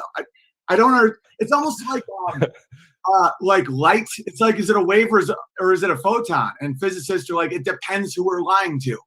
So I'll throw it to you. What is a Jew? So that's a great question, actually. And I talk about this a lot, okay? Because you've got a lot of people that their parents are Jews, so they say, okay, I'm a Jew. But what they'll say is, I'm culturally Jewish. And this is a lot of the people on the left. A lot of people on the left, which is where most godless people end up, of all backgrounds. If your parents were Christian and you're atheist, there's a great chance you ended up on the left. And so a lot of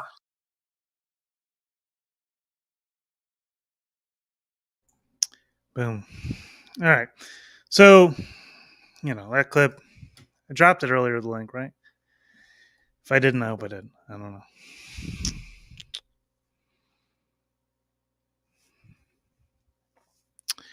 What's up, Cam?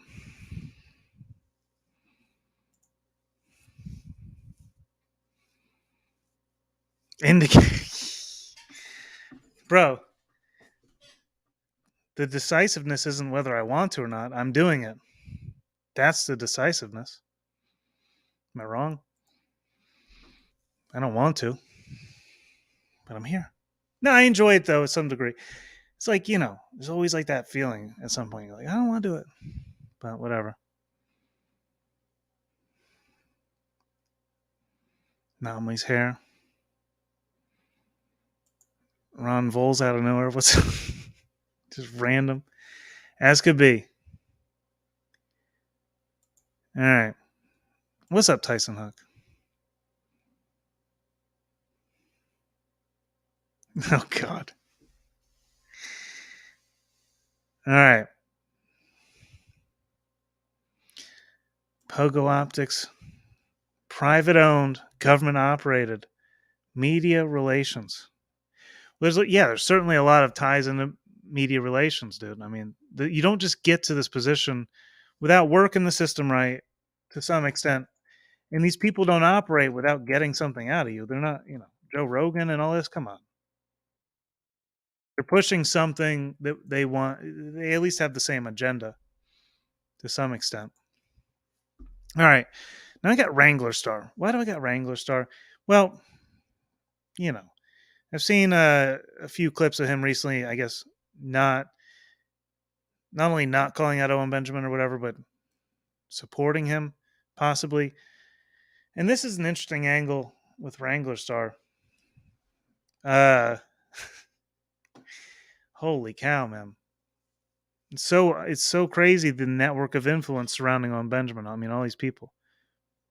So Wrangler Star was another person like Stefan Molyneux and Vox Day that got on UATV, right? Unauthorized. And this was the first interaction, I believe, that they had in public. February 25th, 2021. We'll see what they talked about. Because this might be when Owen Benjamin... No, because Vincent James laid it out earlier. That's when that whole thing was kicking off. His whole homestead appearance, his, farmer, man on the land, homestead appearance was really pushed by Vincent James. He called him it's in the intro, like the pine, whatever. He called him like the poster child of homesteading or something like this. But boom, Wrangler Star comes on here. It's not that important. Wrangler Star comes on, whatever. They're still working things out. So many new people in here today. Interesting to see y'all. All new faces. What's up? All right, so UATV launches. Now, does anyone know the specific date? What I found was a Reddit post. Oh, holy cow. You better not. Come on now. All right, there we go.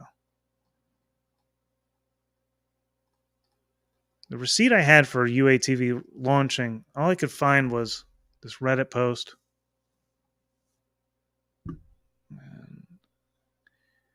I don't even have the specific date. Where is it? I got to open up the documents here. Dang on. So much. I missed that one bit. Bum, bum, bum, bum, bum, bum, bum. Recents. I don't know. I might not have saved it. Oh, yeah, I did. Cool.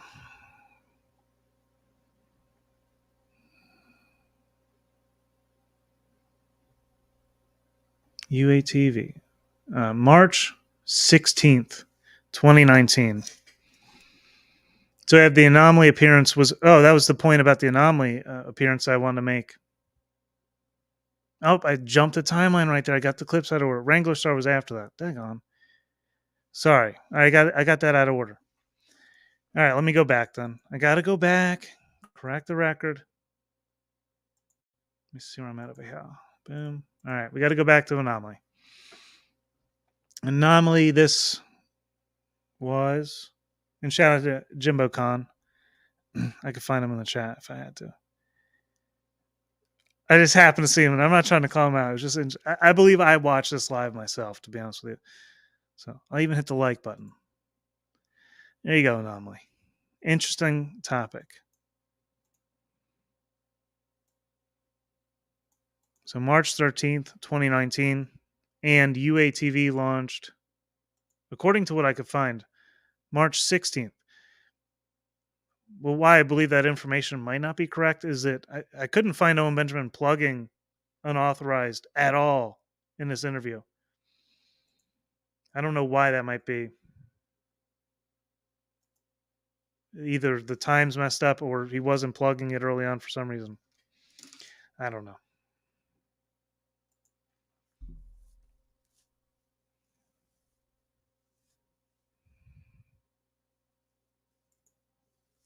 Must have cover already. I never seen you, see? R.I.P. Davey. Yeah, we're gonna get that gets into my issue. My biggest issue that I have personally. But the YouTube purge.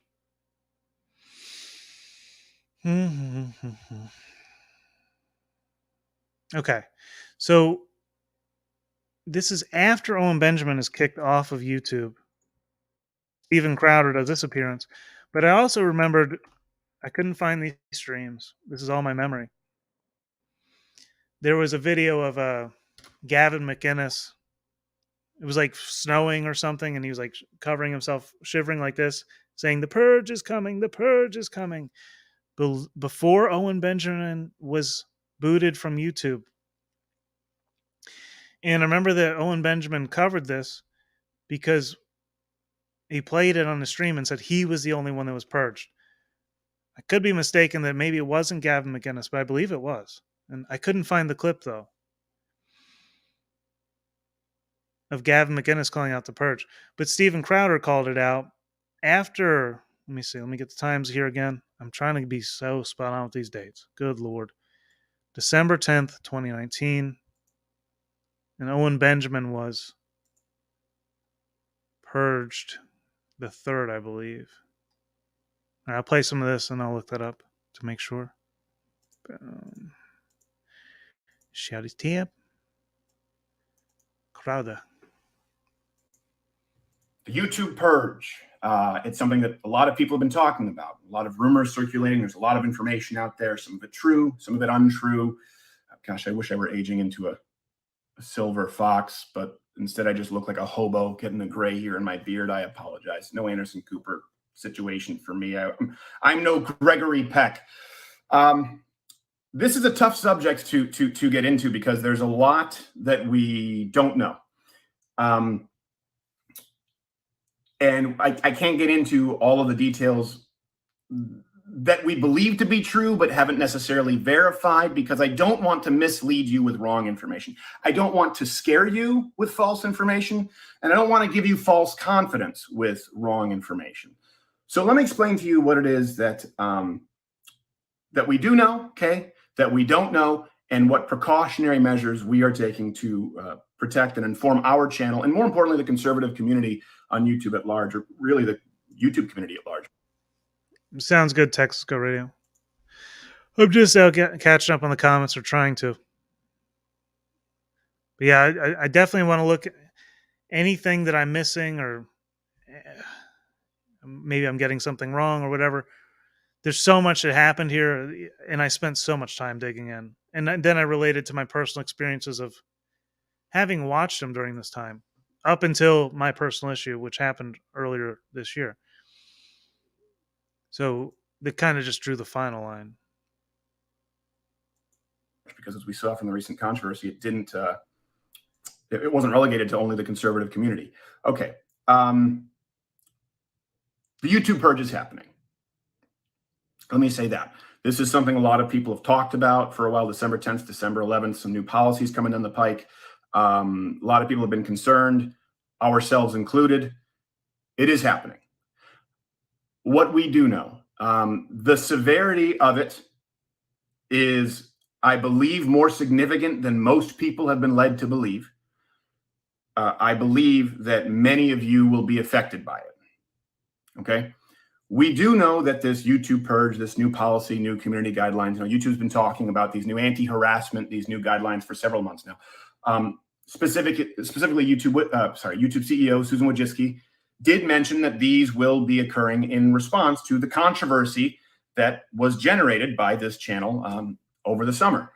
And certainly not sorry for the content that we've created and that you've come to enjoy. I don't apologize for that, but obviously my heart goes out to if there are any future conservatives or future independent voices who are affected because some people got their feelings hurt. So we do know that this is why the policies have been created. We do know that you will only know the full extent of the policies once they are made public. Susan Wojcicki put this out in an email, I believe 2 weeks ago. I think I have this on my computer here. Yes, you will only find out all the details after the policy is in effect. So kind of like we need to sign the bill to know what's in the bill. You know, if you like your doctor, you can keep your doctor, that whole business. We don't know exactly what the new policies are or how they will be enforced. And like I said, as more information is revealed to me, I'm going to try and keep you guys in the loop as best as possible. By January, you guys will have the whole story. I'll tell you that.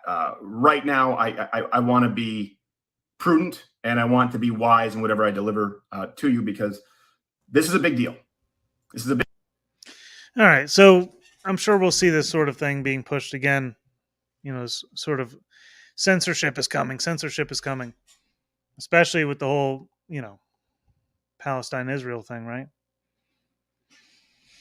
But I got into YouTube purge here because Crowder lays it out. So then Owen Benjamin. December 3rd. So December 10th. I believe the 14th was when Crowder was saying the purge was. Ugh, so many dates. So this was December 10th. I believe he was saying it was the 14th. But Owen Benjamin got purged on the 3rd. Right? And this is what I'm saying. This whole purge thing, it's ridiculous. Owen Benjamin launched unauthorized earlier that year. He was incentivized to do his own thing. Now, he did move to DLive for a while. But eventually now he does his own thing mostly. And then he does, I believe, Telegram maybe. Oh, yeah, Rumble too, huh? I've seen some Rumble clips of him. I really don't, unless it's coming through the recent unfoldings. I don't watch much recent, but I did do a lot of diving back into things I've already watched. Let me see here. All right, so I got in a Crowder there in this whole YouTube purge because Jesse Spots and Matthew North did a documentary. Well, what I call them documentaries because it's high profile information. I don't know what else to call it. Let's see this clip here.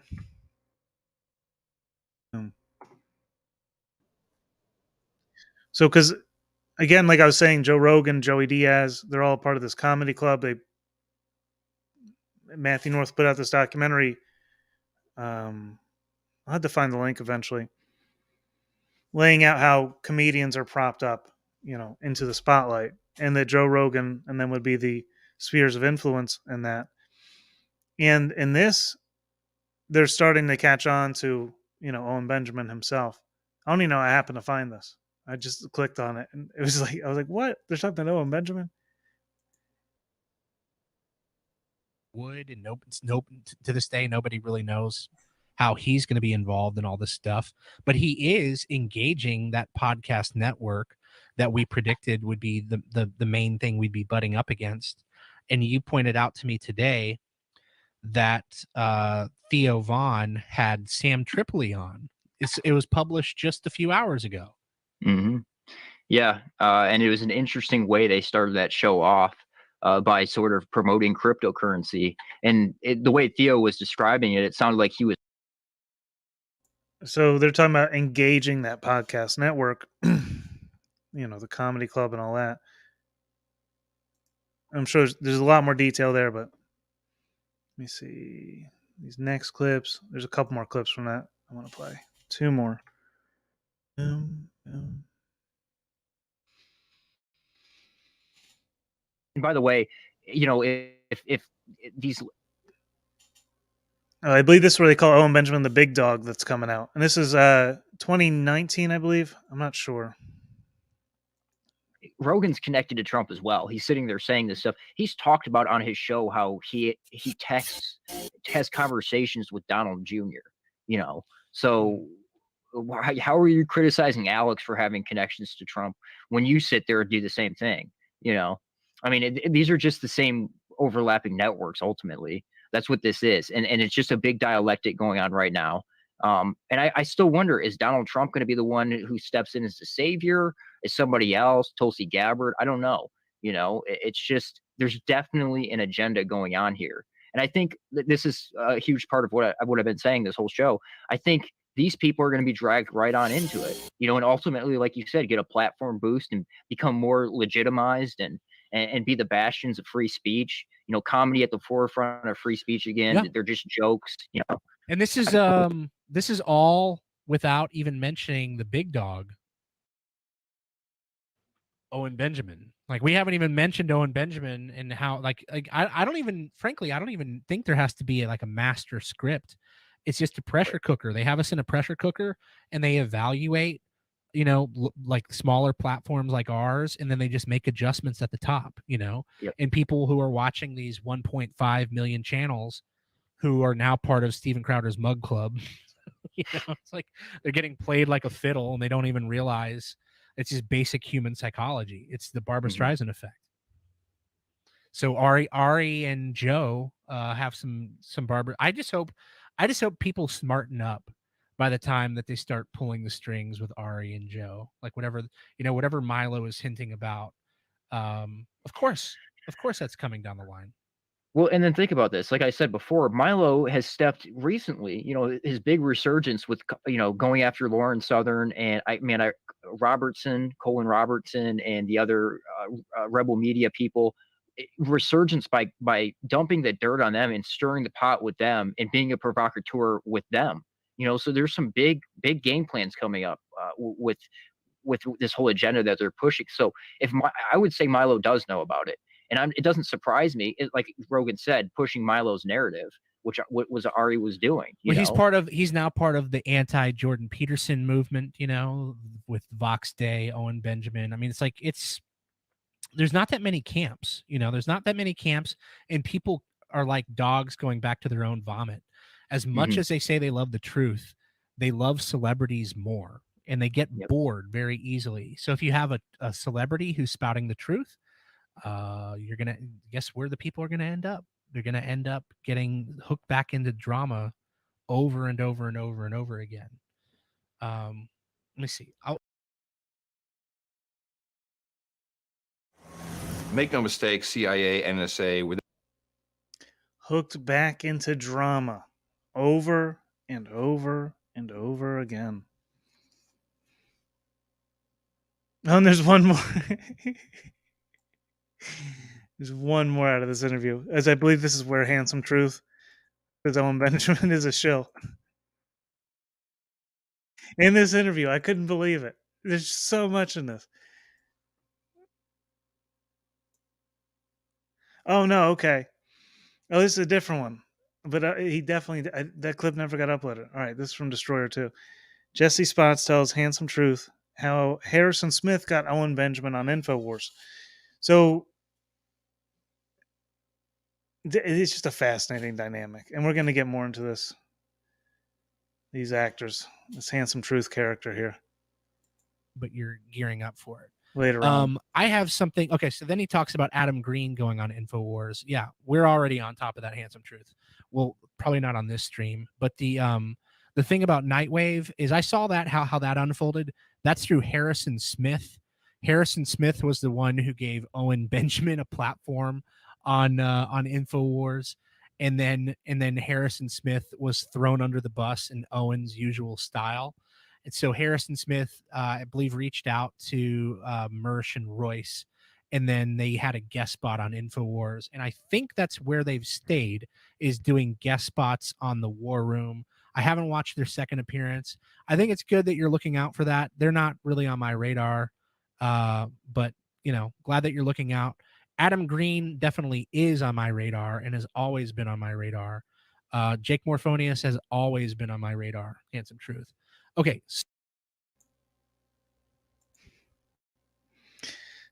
Oh, why is this?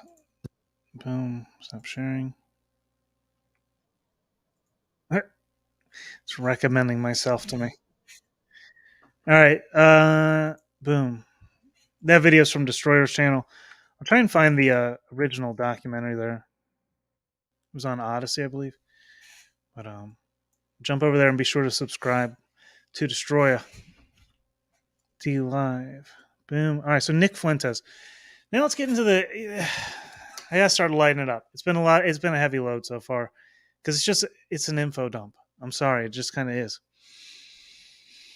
Man.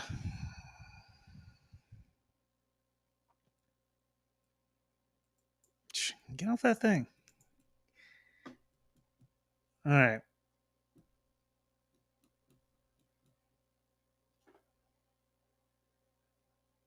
Let me see.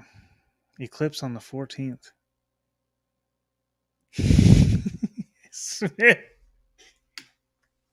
Smith, you're relentless, bro. You are relentless.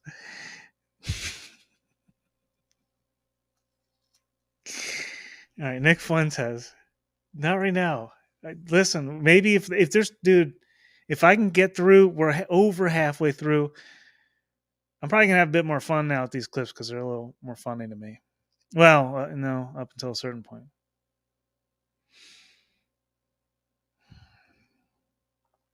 Because I want to get into the bigger dynamics here about communities and groups and cults and all that. Because people naturally are forming into these communities that become cults or whatever. But like, that's how there's so many identities, the cults of personality, right? That people can choose from. You could be part of Nick Fuentes or you could be part of Owen Benjamin's crew here. All right, which one is this? Oh, wait. Yeah, it's the first one. Let me see. Boom. So this starts around the same time as so Wrangler Star. Boom. Did I get that correction in that timeline there? Oh, so the correction in the timeline earlier was that whatever. Wrangler Star was after UATV was launched.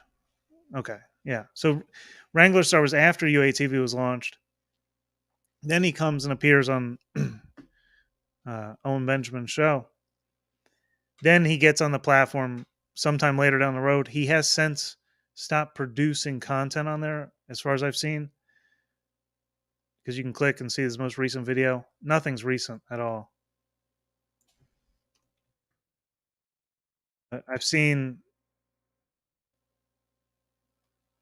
weak argument thus far, and that's being nice. Weak argument for what? Bushwhacking? I'm worried about you. I'm worried about you. I haven't even made an argument, man. I'm just saying this is the network. This is that propped Owen Benjamin up. You can think for yourself, sir. I mean, maybe not you. That's yet to be determined. But all right, freaking Smith was a long ass plug. Go subscribe to Smith. All right, let me see. Share screen.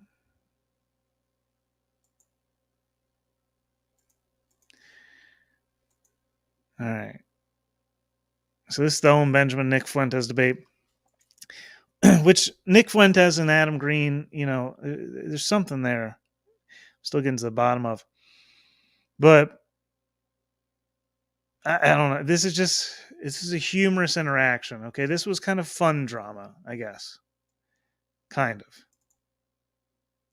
Here with the Dark Lord Nick Fuentes. How you doing, Alex? Welcome, sir. that ongoing battle with Owen Benjamin, it's pretty hilarious, but I don't think it serves the movement very well by having it divided. And Charlie Kirk, he does focus on the Russiagate scandal, and you kind of just make it about yourself, and that's it. Okay. Well, I got to be honest. I don't know what any of that was, but I'm not putting you down, Marcos. I'm just not in on all the DL stuff going on. I know Gorka looks like a gay whale. I know that. Yeah. It sounds like one of Owen Benjamin's followers. Owen Benjamin, I believe, is homosexual and Jewish or something. So it sounds like some strange, crazed individual. So, I would just dismiss that. Sounds like a bunch of mentally retarded stuff going on there. So we're up again. Oh my gosh, what if you cross Owen Benjamin with Gorka the gay whale? No, yeah, Owen Benjamin is he's a big guy. He's been here in studio. Nice. He's a nice fella. Come on. Maybe I should host a debate between you and Owen Benjamin. Yeah, sure. If he would show up to this one. He fled. I tried to challenge him to a debate. He tried to make it about the moon or something. But honestly, I think he's a pretty sick guy. He's a pretty sick and disturbed individual. This is somebody who threatened to kill me, talks about my family. But I think it's a lot of projection. His father's homosexual. I think he's a homosexual. I think he jerks off with guys. He said that at one point. He's like 25. Okay, let's stop. I didn't mean to open the Pandora's box with the gay whale joke. Yeah, sure. That was real audio of Nicholas Fuentes this week saying that I'm a homosexual Jew. Do you know why him and the Milkers call me homosexual? Because they clipped a video where me and my buddy are just blind drunk and like kind of naked, just like punching and slapping each other. There's something a little gay about it, but not really. WHACKING. If you're around any X game, extreme sport guy, any special forces guys, if you go to you hang out with Navy SEALs or Green Berets. All right, that clip's so ridiculous. Oh my gosh. So the beef is so funny, the way they went back and forth. Oh my gosh. And I never saw that clip at the time. And then Owen Benjamin came back with the whole cat ears claim. The second one I had here, I think this was actually the predecessor to the beef beginning.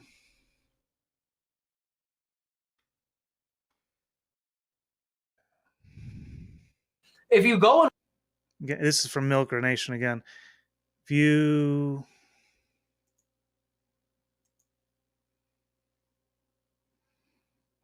watch his stream from this morning, he plays the clip, which is why he's so upset.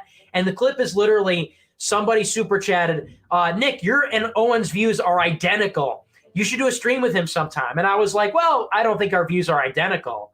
I would probably disagree with that. But yeah, we'll do a stream sometime. Like, that's what he's upset about. He said that was dismissive.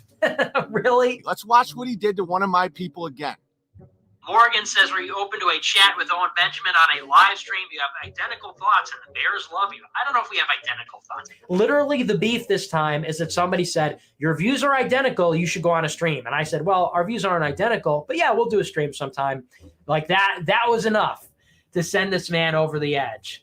Someone said, you and Owen Benjamin should stream. You guys get along, or you guys agree on a lot. And he goes, we don't agree on that much. You know, man, I don't know. Maybe Vincent will set it up. He was dismissive, and he was insulting. I didn't take it personally, but now I have no problem kind of breaking down little Nick Fuentes and his little fat ass. He said that he doesn't agree with me on a lot. When a human being says, oh, we don't agree on everything. Oh, I can't agree. That's a red flag. It's a tell. You know, his first thing about like, oh, we don't agree on much. I'm okay. Oh, we don't agree on it. You know, I don't agree on everything. It's a defense message. It's a giant red flag. I just have a zero tolerance policy when it comes to people saying, I don't agree with Owen Benjamin. Owen Benjamin just spent a half hour trashing me on Instagram Live because I said I don't agree with him on everything on my show. Laughing my ass off. Just take the compliment, you little bitch. I don't think I agree with everything with Owen Benjamin. And he's like, I don't agree with him. You're like, I don't know if we agree on everything. We don't agree on everything. I don't know if we have identical thoughts. When someone says it, it's a defense mechanism so that people still give you money. It's obvious. publicly say that he doesn't agree with what I say. When he says N-word instead of nigger, but yet he'll call a woman's breast milkers. You don't have to specify that you don't agree with someone on everything. We all know you don't agree with everything. No one on earth agrees with everything that anyone else thinks. He's going to DC wearing his fancy pants, trying to suck some dicks. Dude, I don't agree with Owen Benjamin. He's one of those crazy guys. Oh,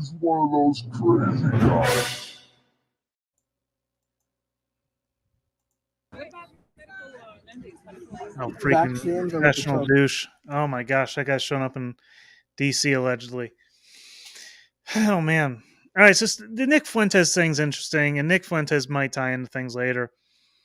Not really sure, about all that yet. Oh, Vox Day. So I'm kind of I wanted to get back into the history and really refresh the bigger perspective here, because I see a lot of current issues, but I don't see a lot of people making sure we focus on the network that kind of surrounded that influence, and how Stefan Molyneux, Vox Day, and all these people still tie into him. Wrangler Star, which I've seen people have been looking at lately. And Vox Day, he doesn't get, this dude is like, let me see, is that the one I want to start with? Oh, okay, yeah. So it's like Vox Day is kind of crazy. And this starts with the whole issue that I have with Owen Benjamin.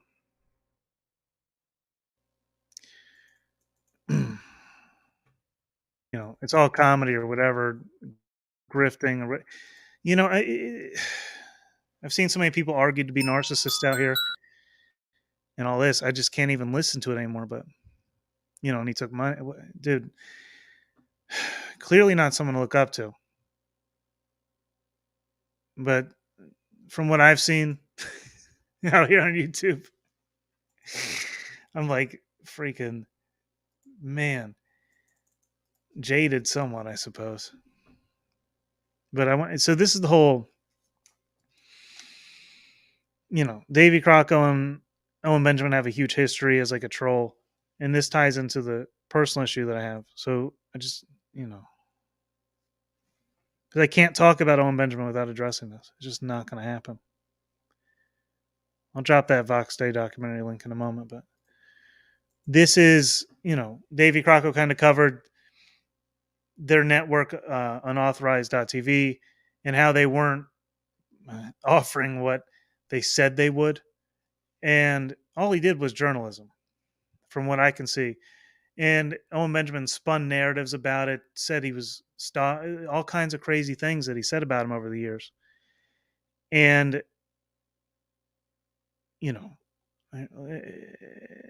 and they were doing crazy things, like Vox Day literally doxed him at one point. And this kind of just shows how crazy Vox Day is. That he just literally doxed Crocco for exposing their network. Not even doing anything but covering the information in a certain way. Crocco has been documenting the actions of the duplicitous duo, and they are not happy about it. So far, Vox Day has threatened to sue Davy Crocco, organized a mass flagging campaign against Davy's YouTube channel, and outright doxed Davy for the crime of paying attention. So what you can do is you can go ahead and when you see a copyright violation from a channel like Davy Crocco 2 or Davy Crocco 3 or any of the other suspects, shoot me an email with the exact timestamp, et cetera, and the extension. Look up the YouTube copyright violation form, and then send it. Make sure that you provide all the information to me or to Owen, and then we will be sure to get the copyright violations registered. They will get strikes on their channels. And when you guys understand the fullness of what's going on, you'll understand that we are now in no holds barred mode. Even if you think that, oh, I don't have anything, I don't have any money and stuff, then we will garnish your wages. We have now 26 lawyers in the Legal Legion. We have them we have them all over the place. We have them in Europe. We have them in the UK. We have them in no, Davey does not tell the truth. And we will settle that. We're coming after Davey. Once we have his identity, then we can go ahead and get it. He's perfectly welcome to defend his defamation in court. This time, what happened was a bunch of the gammas, what Coddington was describing as right-wing SJWs, and of course I'm talking about and his little gang, his little gang of Owen haters. They've been focused on trying to convince everyone that unauthorized is a scam. A reminder to Vox. They're trying to convince everyone unauthorized is a scam. I dropped it. Man. NATO bear. I ain't never heard of that one before. Bushwhacking. No, I don't. Are you that desperate? I told you you'd come up. See, this is the thing right now. Owen Benjamin, anytime he says he's banned from YouTube, he can't use that role anymore, by the way. Not in panels. There's links, dude. Just jump on any panel. It's bullshit. So, first and foremost. But, again, I don't want to, get into drama. You guys like drama for some reason. You like personal attacks. I don't get it. At what point have I done? What have I said that's not true? I don't even can we argue points here? I'm just saying this is the connections I see. Let's see Triangle Vortex. Oh, this one? Freaking Vox Day. I hope that's what you're talking about.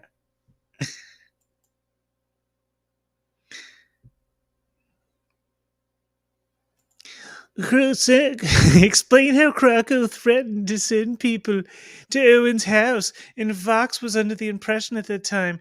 You're a bitch for not saying that. You're a bitch for knowing that.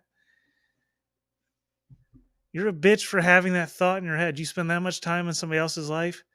Damn. Literally, are you just a copy of Owen Benjamin's mind, bro? Berserker, man. You get your panties in a twist so easily. I don't even say anything. And you just get your panties all tight. I can't go. Man. Freaking can't just... I'm just talking about a network that made the man. Jeez, bro.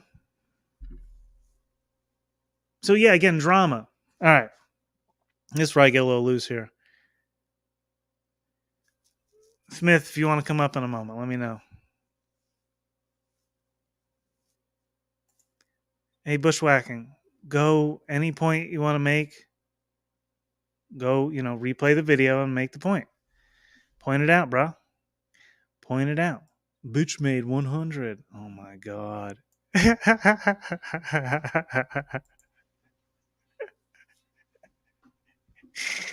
Oh, Lord. He might be coming through this screen at any point, Destroyer. I'm not sure, dude. Stephen Davis, fascinating, isn't it?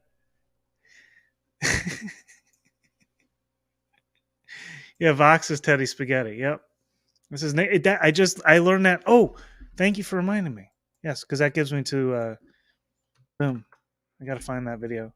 So if you guys want to look up Vox Day, the best documentary on him is by, make sure I get it right. He's Scorpio here. Boom. If you guys, this is I'm not going to play this, but he's got some good ones on Owen Benjamin and Unauthorized from a couple years ago. He hasn't made a video in a moment, but I'm sure he will again.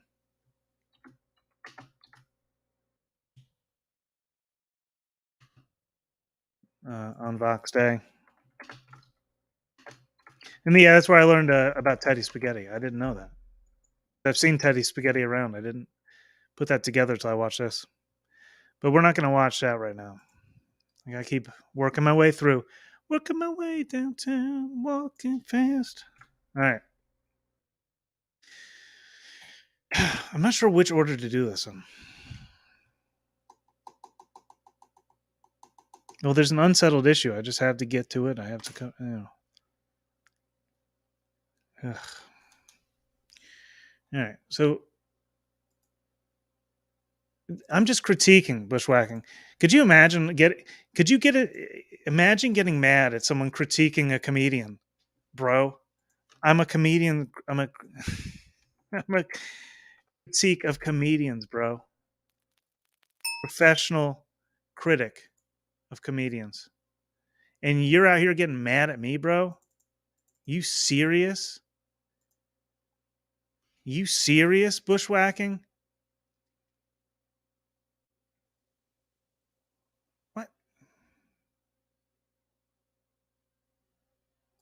What the heck? Yeah. Yeah, bushwhacking. You serious? I wonder about you sometimes, man. Watch the. Okay. So I want to hit this point here because this is kind of what I've always appreciated about Owen Benjamin, and I still do, that he has been consistent on. Owen Benjamin consistently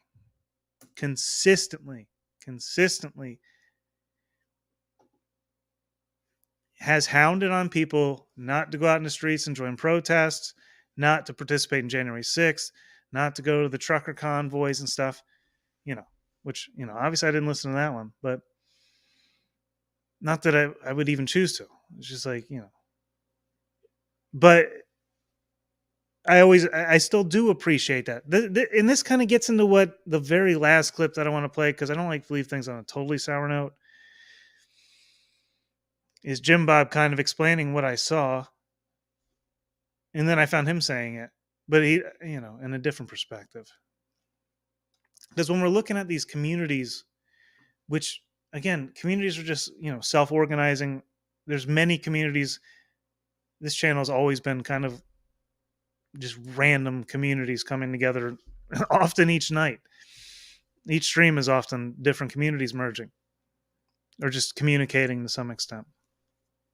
It's rarely the same groups, right? But these communities develop around certain people and identities develop around them and, to different extents. And that's not a bad thing per se. It can be a good thing to have that in certain fashions because we all want support. We all want networks to work together. We want a good community, but obviously that's easier said than done. So it's natural for people to seek community, especially when community's been demolished in America, right? I mean, the families are just demolished. The local communities are demolished. Everybody communicates through freaking phones. So people strive for a sense of community naturally. And that's how they find people like Owen Benjamin or these different groups, these different identities, even representing Israel or Palestine, right? Just taking up a group identity because it makes them more comfortable with who they are.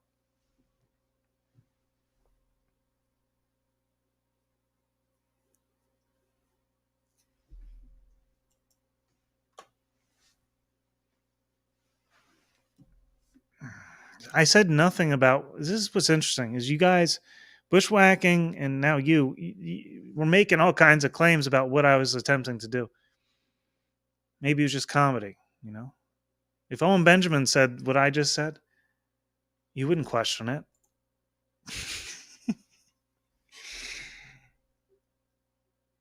Oh, man.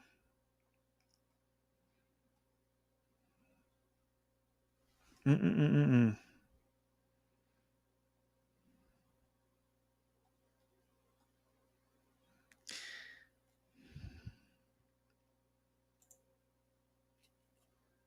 All right.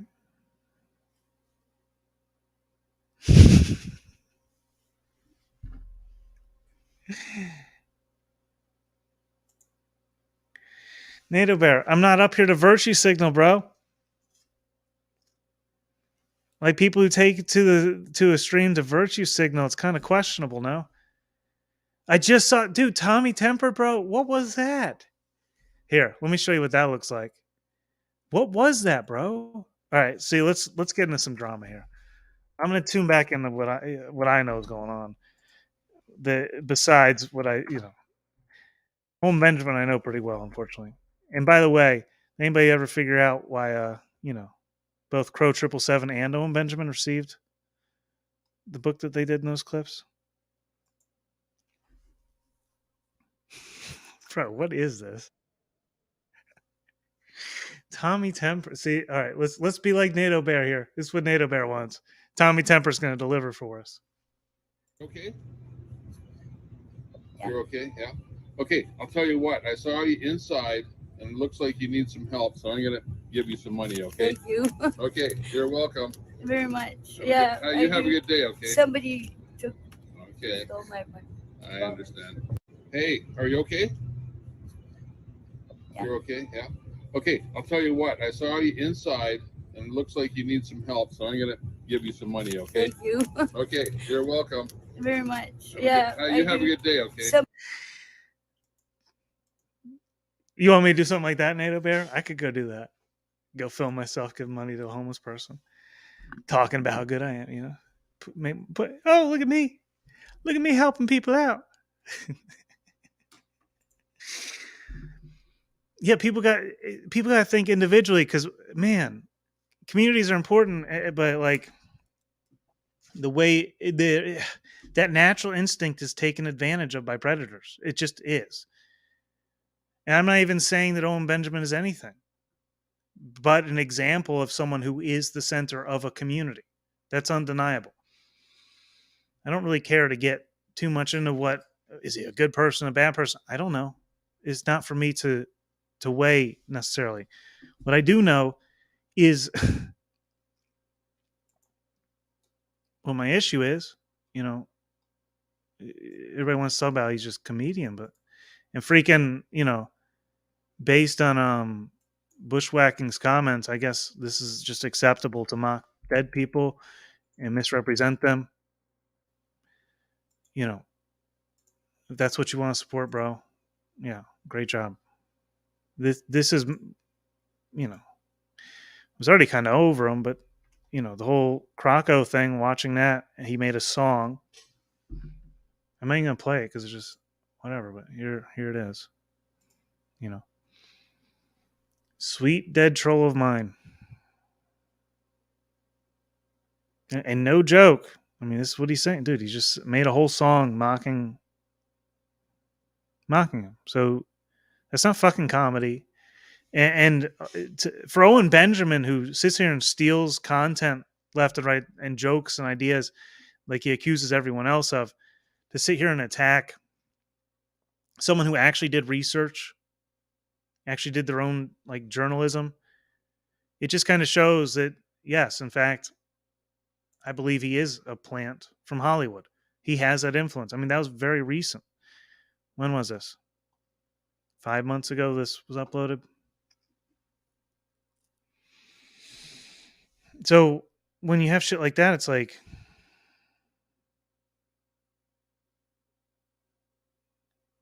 he's just here to divide and cause drama is all I can see with him. Even if it's for his own benefit. Even if it's not like a directive, right? It's just for his own benefit he's doing this. I don't know. Which is what it sucks. And I honestly think that he could come back from that. That's what's my mentality is so bad. It gets me in trouble like that. I have a good mentality, Lord. Thank you. Let me not curse myself. But like, I'm like, he could come back from that, but dude, not without acknowledging that that's just fucked up.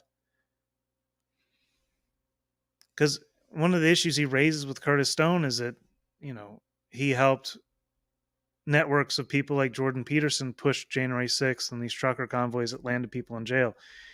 And that's, yeah. And he doesn't associate with those people intentionally. I mean, we'll watch that, I guess. But again, that's my personal issue. Is this bullshit right here? And that's why I'm like, no, dude, fuck that dude. Like, if you still respect him bushwhacking and that's your thing, dude, you got bigger issues than I want to deal with in my life. But, here's one of the points that you kind of raised I thought was important to consider. And this is what it's like when we're looking at groups and cults and communities often get labeled as cults, even good ones might get labeled as cults by somebody else. And so then every ideology that the cult or the leadership stands for is written off as useless. To the point where, for example, the pirates, Red Scrolls Pirates adapted the Israeli flag because they opposed Brett's pro-Palestinian stance. That's why they did it. That's what he said. They all started flying the Israeli flag to oppose Brett. Not because of their morals or principles, but because they wanted to oppose their opposition. They just identified the opposite. And that's a shortcoming. And that's that's the last point I want to make here, because as we look at these groups, we have to identify why they're influential, because you're not going to see why they're influential if you can't identify with what's really happening. Because Owen Benjamin speaks like Alex Jones or anyone else. There's like a lot of truth in there, a lot of appeal, but then there's a lot of other things mixed in that aren't so easy to detect.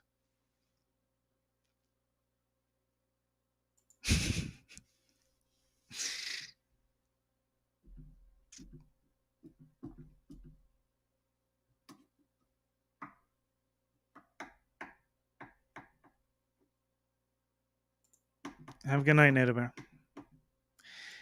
Interesting first acquaintance. I do want to play this because, I've already went over my issue. It stands. I can have no association with Owen Benjamin or any of that with that, dude. Fuck that. But I don't want to become so oppositional that I don't recognize good points. Like this one here.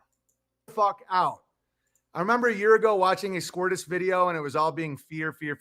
Yeah, and here's the thing. We all do make mistakes. I put my finger in my ass in middle school once. Okay? Jordan Peterson worked for the UN. Squirtus told people to go to the trucker rally on January 6th that are now in prison, right? The difference is, can you admit it was a mistake, own it, and be humbled by it and change your behavior? That's the fucking difference, Squirtus.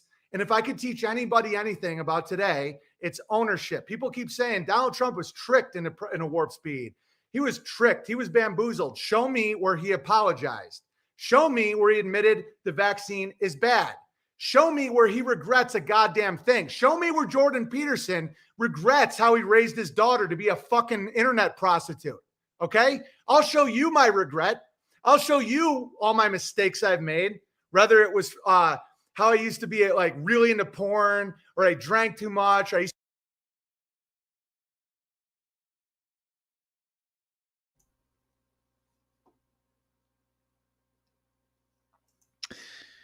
Yeah, man.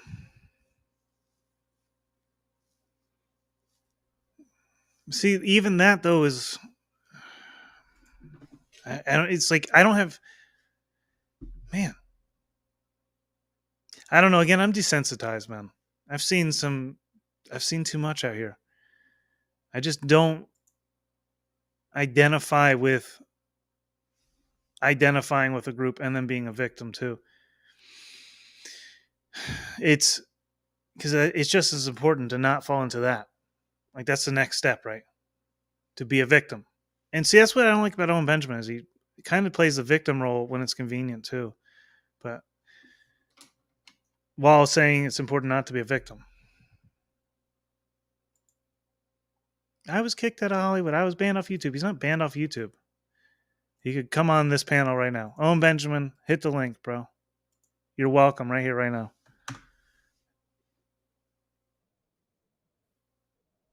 All right. So I want to get this one last clip out of the way. Thankfully, I got to it. And this, I'm going to build off of this, not necessarily to get into Owen Benjamin, but back into certain things that I've left, back in the past, or protests and all this, and this whole how this stuff's going to unfold in the streets possibly, and what's happening behind the scenes. I have like an interesting clip that I might play of that, but like it gets to be a lot when you get down there, man. Shoot. This is Curtis Stone and Jim Bob talking after the whole fallout. I watched the fallout and I watched a lot very recently just to get this information in order. And I'm not gonna. There's no way to get through it all. Good Lord, I'm almost at 3 hours. I don't see the time anywhere. But this is like the last clip that I'm certainly gonna play. But I'll probably now I'm free again, man. I'm free at last. The information's out there. I don't have to go through this again. All right, let's see. This is Jim Bob and Curtis Stone. Not forgetting lessons learned. Their perspective on this was different than I'm going to address, but the point's still there. People through the current events that got us to me coming on your stream. Mm-hmm. So, and this will be a little bit of repeat for people in my last stream because I touched on it a bit and I said I'd reiterate it a bit here. So, anyways, it was 2019. I think it was it. I forget exactly when I met Owen, but it was right around the time the COVID things was starting. And I made a video at that time. It was called The 3 Things You Need. It was all about what you can hold in your hands, what's in your heart, and what you can do with your head, your mental capacity. And it was about, how do you create value in a crazy world that's changing? That was around the time that I met our buddy. And it was funny because I had seen him around online before a little bit, something with Gavin McInnes, mm-hmm. and then a thing with Stefan Molyneux. And there's at the time 2 guys that I followed. Don't really follow much people anymore, to be honest, but I did at that time. And then my friend Stephen Cornett, who was one of the sacrificial lambs of our cult leader friend here, he reached out to me and said, "Hey man, Owen Benjamin is sharing your stuff on Instagram." And he sent me a screenshot, and I was like, "Oh, that's flattering. Oh wow. Oh, this guy. Oh yeah, this guy. Oh okay, I know who this guy is." And I was like, "Oh cool, man." And I said, "Well, I'd like to meet him." And so, anyways, he basically connected the 2 of us, and we became friends right away. I think we just had a phone call, and I think we talked for 2 hours. Man, we're just riffing, and it was really fun, and it was really nice, and it was cool to.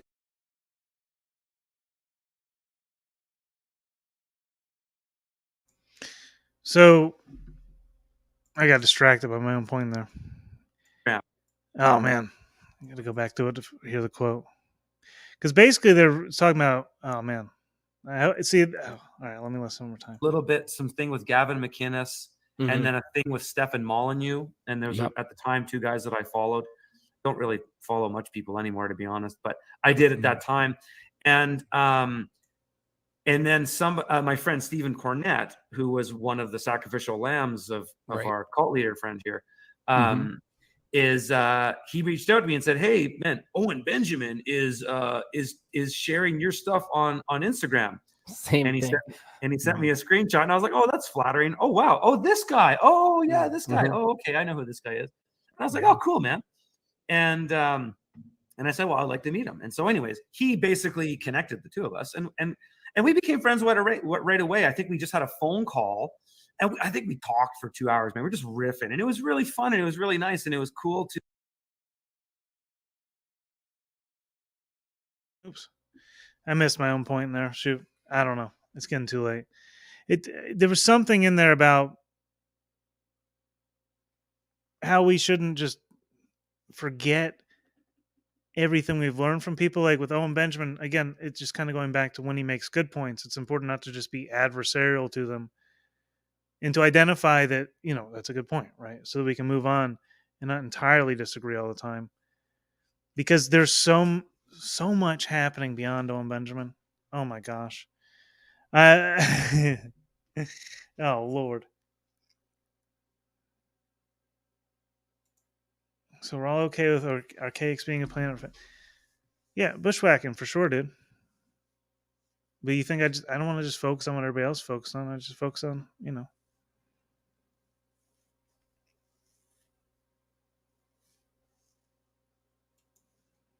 Yeah, bushwhacking. I don't know, man.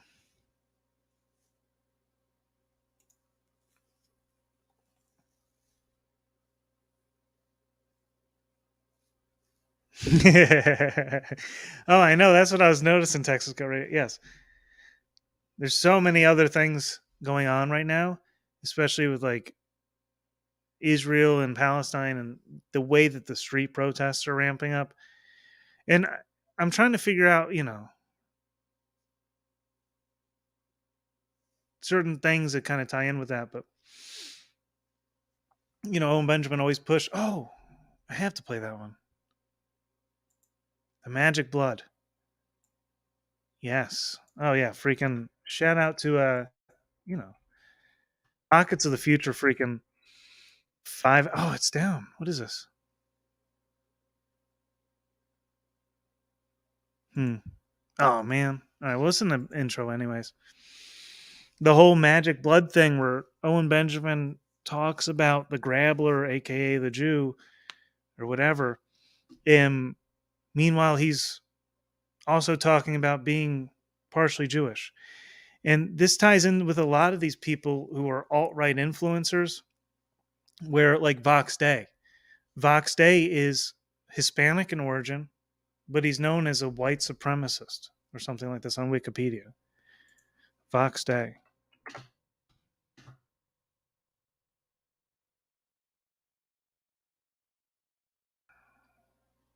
Yeah, a far right white supremacist, and he's Hispanic, dude.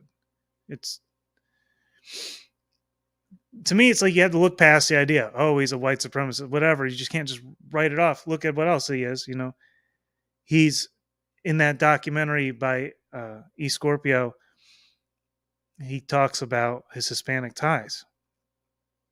There's nothing wrong with that, but why are people propped up like Owen Benjamin, who talks about being partially Jewish? He's propped up as an anti-Semite. This guy's partially Hispanic. He's propped up as a far-right white extremist or so supremacist. There's always hypocrisy in these people that they prop forth. And if you just like take a look at it, you can see it. But, why did I like look to Owen Benjamin as a reliable source for so long? It was like, I was young and I had to learn something. So I certainly learned something from watching him.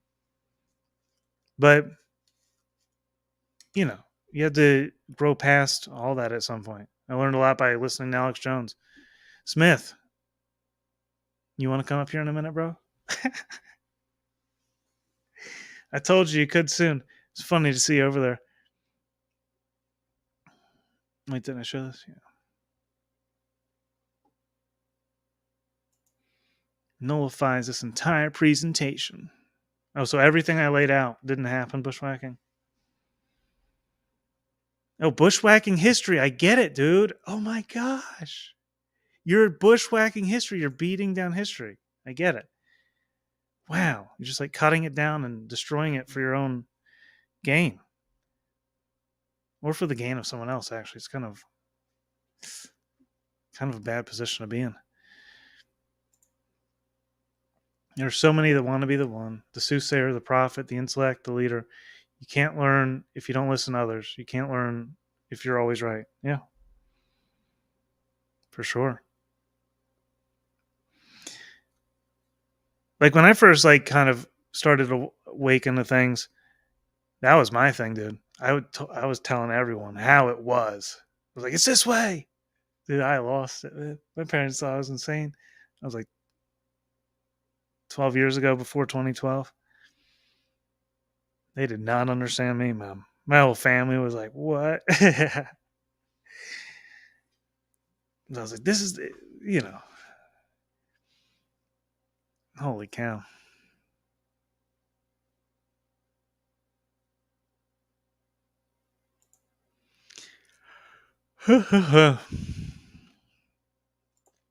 It's fascinating, Pandora. Fascinating.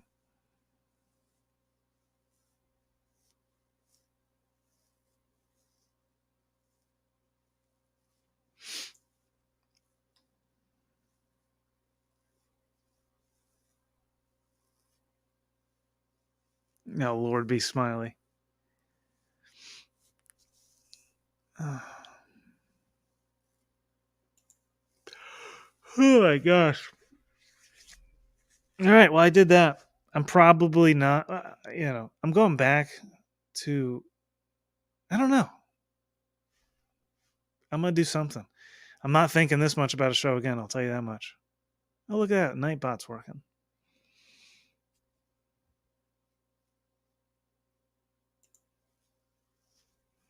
I know. And freaking, dude, Trump, he called out Trump for that. Owen Benjamin did.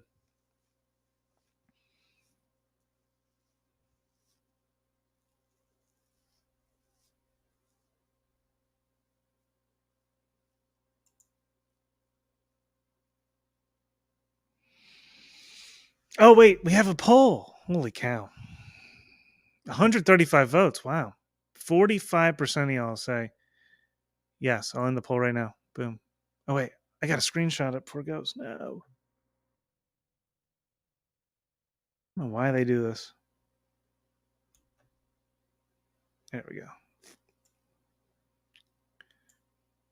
All right. Boom. All right. I want this for future documentation. Why won't it end? It's not ending. Whatever.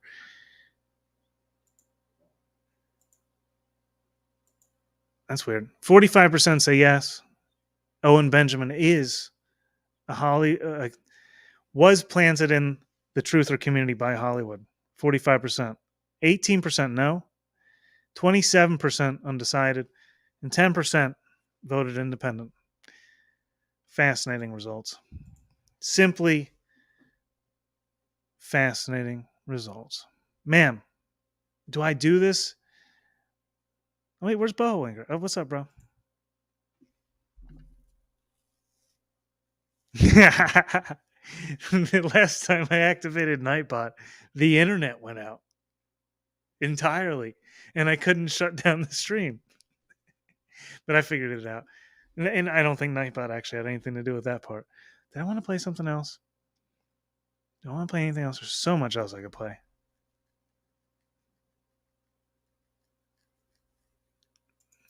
Between no and independent? Well, independent, I believe, is kind of like you see a different perspective entirely. You don't want to say yes or no, but like you just have something else. You're not gonna, you're not gonna stand for that kind of questioning. I refuse to answer. Now, let me play something else. I'm gonna take a break and play something else. See what happens for a moment, and probably just end the stream. It's pretty late here.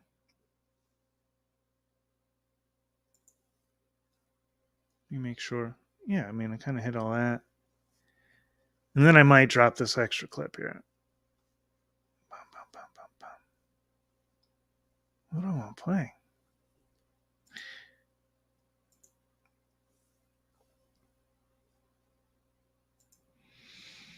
Man.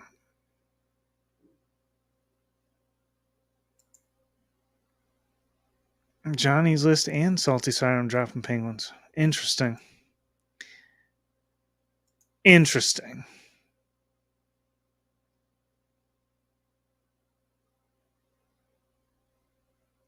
Oh my gosh, so much fallout. Yeah, today was wild, man. Drama-wise, freaking holy cow, y'all.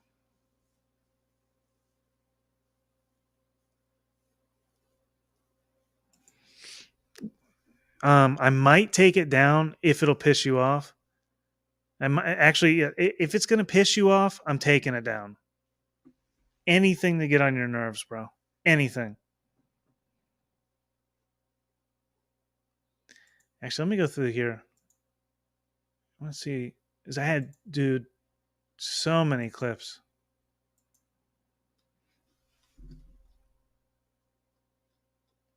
Let's see if there's anything else I want to play. Probably not, man. I think we pretty well covered it. Owen Benjamin came in, certainly with Hollywood influence, Hollywood ties, and his perspective might have shifted more towards homesteading over time. However, ooh, that's what I'm going to play. Yes. Oh, man, this is so cringy, though. It's my old video. Oh, no. Oh, no. Turn away, everybody. This was the first video I made on my channel, I believe. And I used Owen Benjamin as a source. Oh no, this is the third video I made. Because freaking WYSIWYG was convinced. WYSIWYG was convinced that Gavin McInnes was actually raided by police. And Owen Benjamin called this out hard. And WYSIWYG still wouldn't accept it, dude. It's weird, the blind spot there. The blind spot here with this one was weird. All right. I'm not going to watch this. Well, parts of it I'll watch.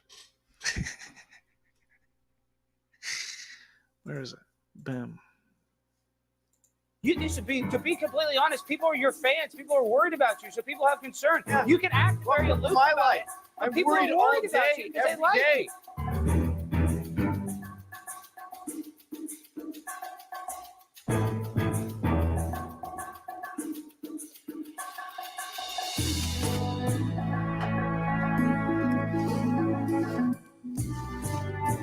Jack, family do not under siege. project this like it's bad that people care about you. The fact that you have fans that care about you, do not make that some negative thing that now you're worried about other Not people. negative. I don't care.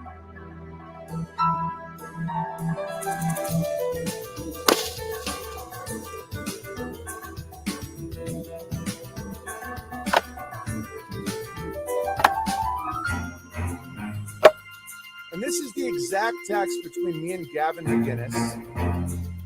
So right before I didn't get it in the screenshot, and I don't care, man. If you want to see stuff like looks like you did, we're done. All right. What do you mean we?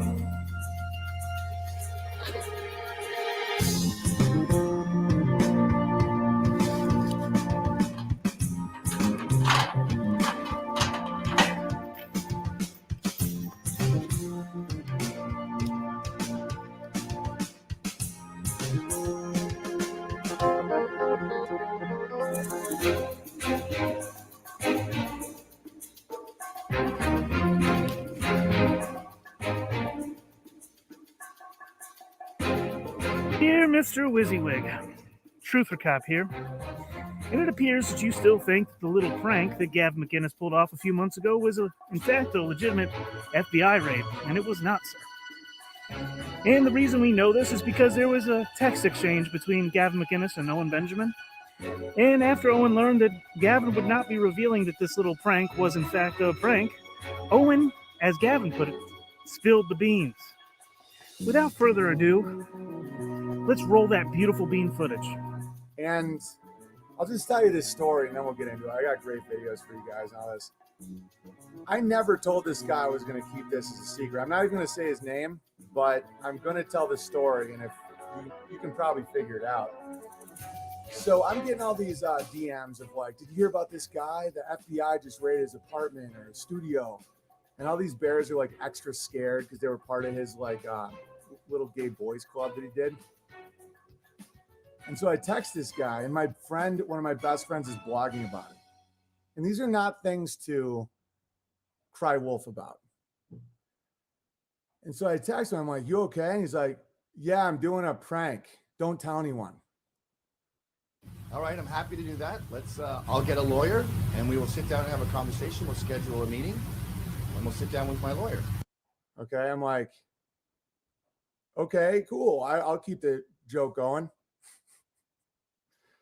So when are you going to tell everybody? He's like, I'm not gonna. I'm like, so you're gonna say you got raided by the FBI and you're not gonna tell anybody? He's like, I never said I got raided by the. I'm like, oh. Proud Boys founder Gavin McInnes recently faked his own arrest while recording his live internet show. Supporters of McInnes began to worry about him after he had suddenly vanished after recording his quote-unquote arrest. I don't care if you're worried about me. That's not my concern. You understand? Like, you're not talking to a normal person here. I'm not a nice person. I ain't no nice guy, as Lemmy would say. And the fact that someone that I don't know experienced a few days of discomfort because of my artistic endeavors, my behavior, is all part of it. That's the beauty of these kind of things. There's several layers to this. Like, what I showed was that the piranhas are out there thirsting for my harm, thirsting for some kind of bad thing to happen to me. And this is the exact text between me and Gavin McGinnis.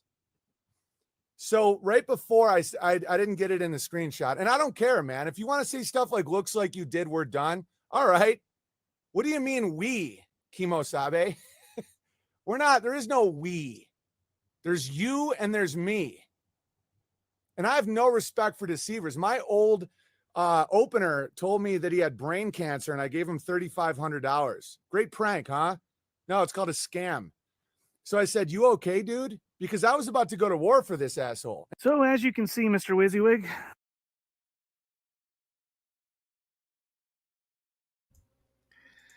I can't bear to watch myself again. But this was a point that I don't believe WYSIWYG ever conceded to, which, you know, we saw where that relationship's gone. But, you know, man, just, it's okay to put information on the record, man. I don't know. And let people know what's really happening. Because we're all getting played out here. And we all have been played to some extent. And part of us have taken roles in furthering that, playing against people close to us on accident, or, you know, all kinds of ways people do it. And some people do it intentionally, like Gavin's pointing out, dude. Like, he's admitting he doesn't care what happens, what people think, what people feel when they're throwing money at him. He didn't care how he gets it. Man.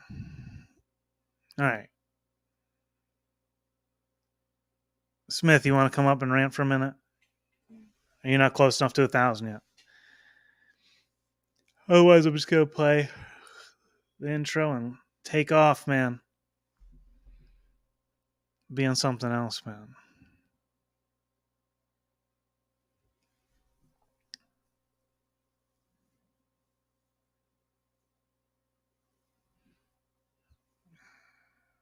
Miami feed. Oh.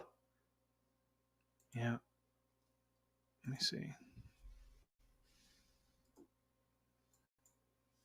Oh, yeah, I could just close with that. See, but yeah, you know, Miami's hot again, man. Miami is hot again. So we kind of pointed this out earlier. And with these protests going, I'll just plug future episodes for the next 10 minutes. Not even. All right, let me get over here. I might fall asleep if I had too much longer nap. But yeah, I kind of want to focus on this street stuff, man, because it is ramping up. Ramping up. All right, let's play this.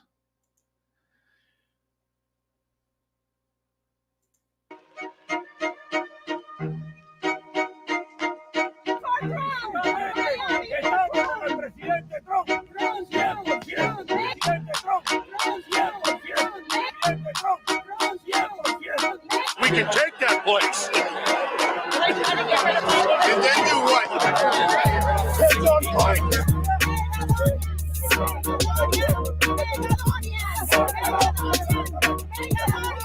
We can take that place.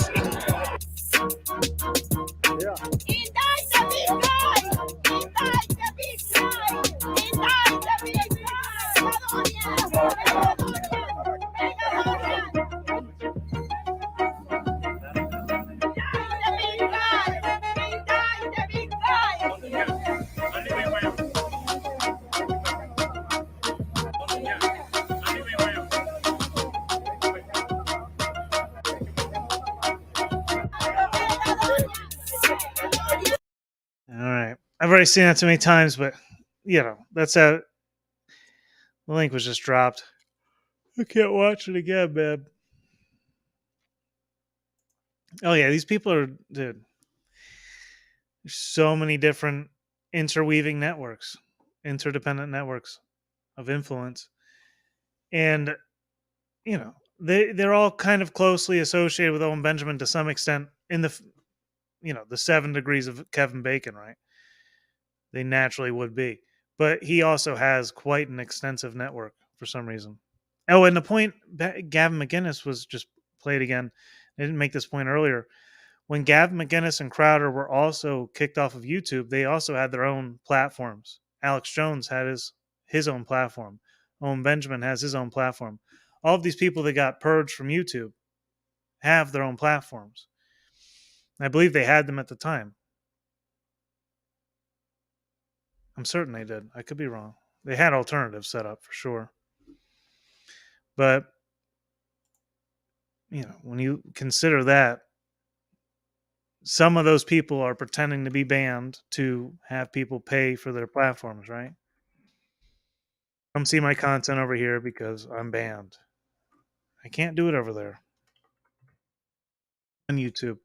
But with the panels, there's no way Owen Benjamin's banned. No way. He already came on Jim Bob's stream that day. It's ridiculous. Banned from YouTube.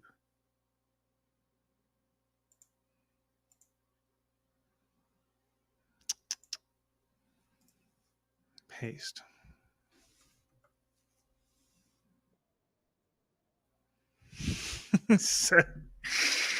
Oh my gosh.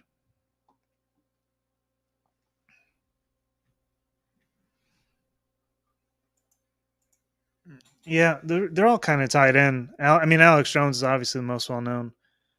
Gavin McInnes is pretty well known. Gavin McInnes founded the Proud Boys, Linda Lou. So, there's that whole angle. We didn't even go into that at all.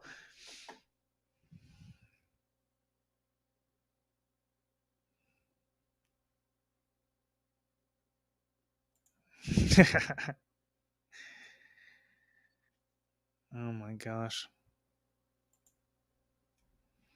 Oh yeah, I've seen a lot of people claiming IQs again, kind of like Owen Benjamin. These chatters out there talking about IQs. I was like, man, they must be picking up a lot from Owen Benjamin, these folk. That's all I could think to myself. I just want, when I end this video, I want it to be at 12:30. So I'm just like killing time. It's 9 minutes long. I'm just suffering now. Stage. Oh my gosh.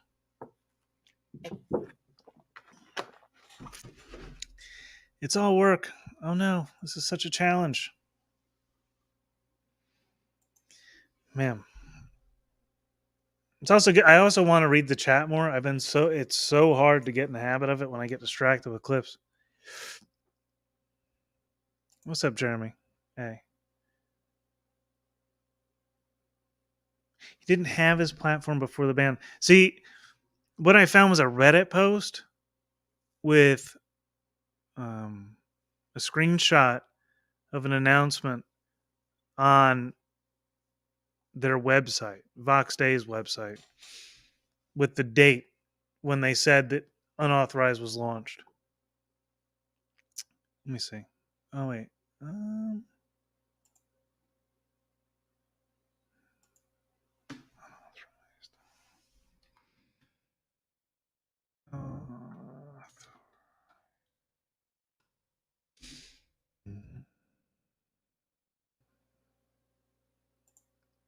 March 16th, 2019. Copy.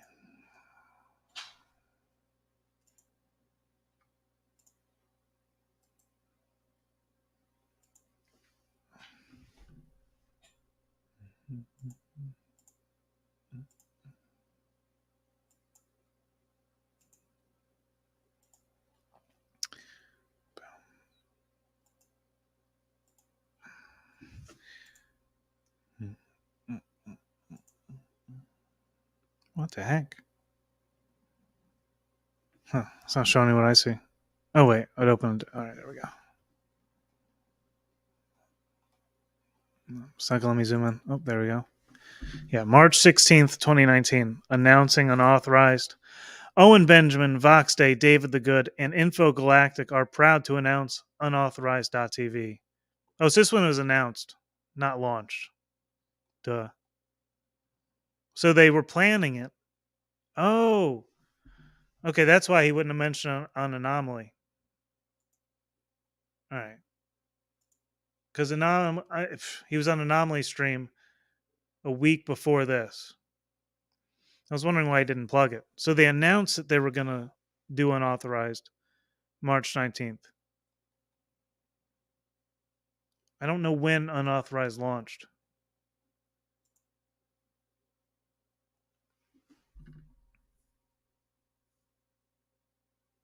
The mound thing. Which one?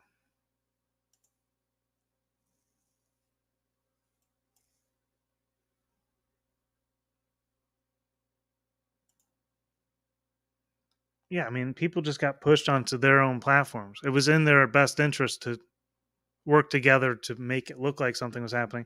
But YouTube also, they might have just saw YouTube was going to write unwritten rules that you have to wait for the terms and conditions to, happen and unfold before it's announced, or before you're not going to know what's in it until it happens, right? That's what Steven Crowder was saying. But he knew that he was going to be kicked off the platform. I don't know. Oh, 9 minutes? Yeah. Oh, shoot. I got 9 minutes I got the video now. I know I got to get better to tie myself in here. I should tie myself in for a moment here. Because I don't do that enough, But, well, a lot of the people that I watched, and still some of them that I watch, were because Owen Benjamin either talked to them or recommended them to some extent. So even then, that influence still ties into me, right? But it's just, becoming aware of that, right? I don't know.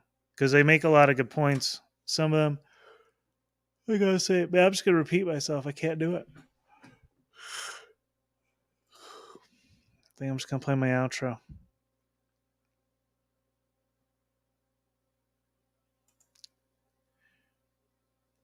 A month after the purge, the UATV was launched.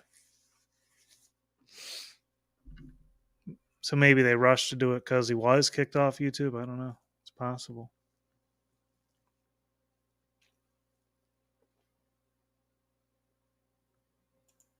Oh yeah, especially at this time. This was like, these people got lent so much credibility because they were kicked off of these platforms.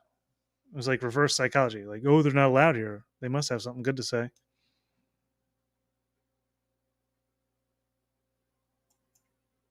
Oh yeah, dude, he was crushing it. He was, dude. He had like thousands of people some streams.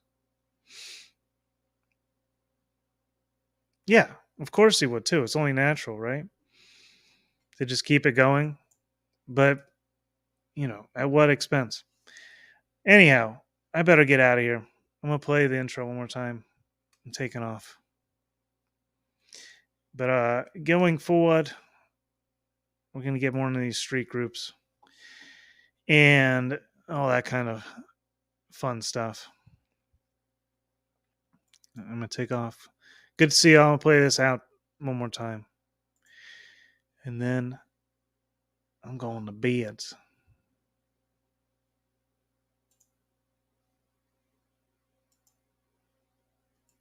How they rule ya. How they rule ya. How they rule ya. How they rule ya.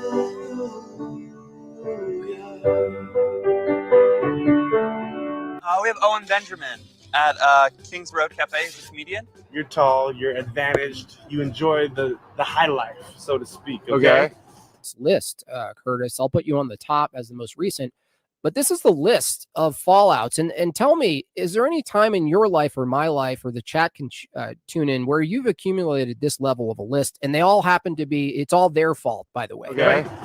I'm just really like, pretty average here. I'm about 5'10". 5'10's a good height, though. It's a better height. I think he's 5 or 6'7", and Jake's the camera guy. Brent Stone made by Jim Bob, Paul from Pockets, Joe Rogan, Steven Crowder, James True, Marty Leeds, Barricade Garage, James Corbett, Alex Jones, Jordan Peterson, Nick Fuentes, Milo Yiannopoulos, Gavin McGinnis, Benjamin Balderson, Sam Tripoli, E. Michael Jones, Adam Green, Eric Dubay, Anthony. Didn't really know about the rise of Owen Benjamin, but at the same time, who would? And to this day, nobody really knows how he's going to be involved in all this stuff. But he is engaging that podcast network that we predicted would be the main thing we'd be butting up against. Yeah, we're not fucking around. I've been fermenting these. You know what I'm saying? These have been sitting in the dark. Owen Benjamin, what's happened? Just the stars are kicking in pretty hard. Fuck yeah, and I wouldn't even let you eat the second one because I know these things smack people around really hard. This is my thank you to Owen Benjamin in America. Turn up, Paul! Turn up! 3, 2, 1. Ladies and gentlemen, Owen Benjamin, how are you, brother? Good. Thanks for having me. Thanks for coming here, man. I appreciate it. We were just talking about kind of being outside of the bubble of the big cities. I heard there was a circle where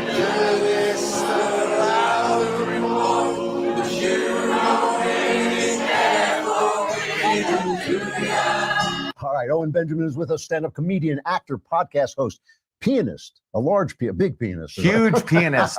you don't really care for freedom.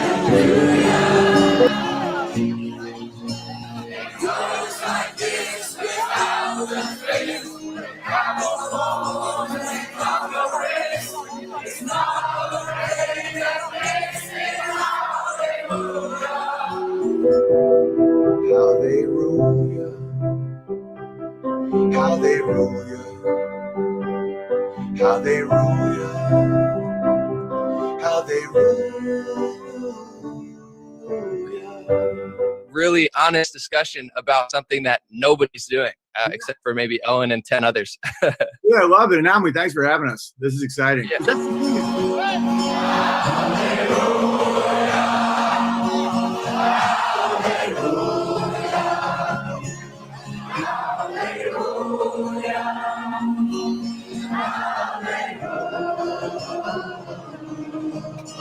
Owen, welcome to the show. Thanks for having me, man. Appreciate it. I'm excited. Yeah.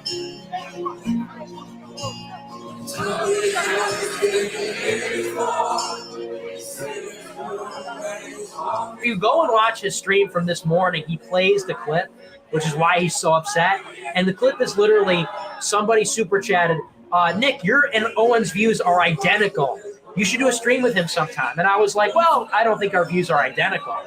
I would probably disagree with that. But yeah, we'll do a stream sometime. Like, that's what he's upset about. He said that was dismissive.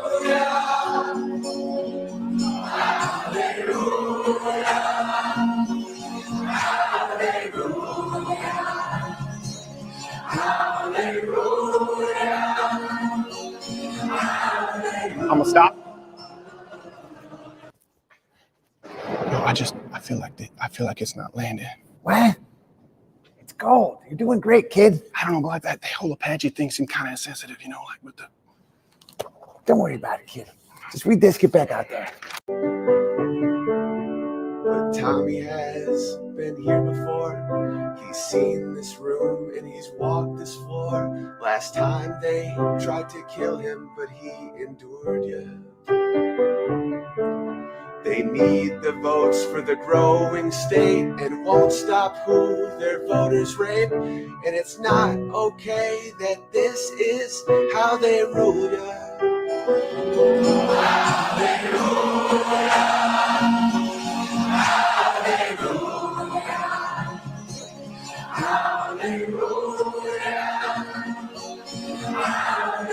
ya. Text him, like, are you okay? Like, what do you need from me, basically? Like, do you need me to rally the troops? And for him to be like, it's a prank, and I'm like, okay, it's kind of a weird prank. It's kind of like pretending to be raped or something, But so when are you going to reveal it? And he's like, I'm not. And I'm like, okay, well, I'm not going to go along with that,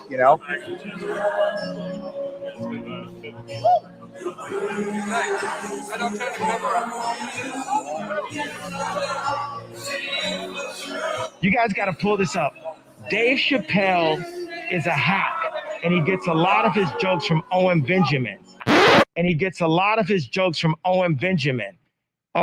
Chappelle went on a Jewish platform and said, "They dropped that nigga." State star.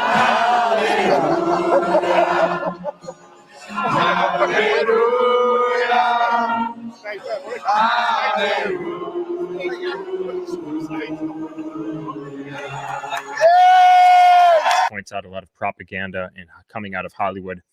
Then, of course, we have Owen Benjamin, also known as Big Bear. Brought him on. He is the poster child for traditional living.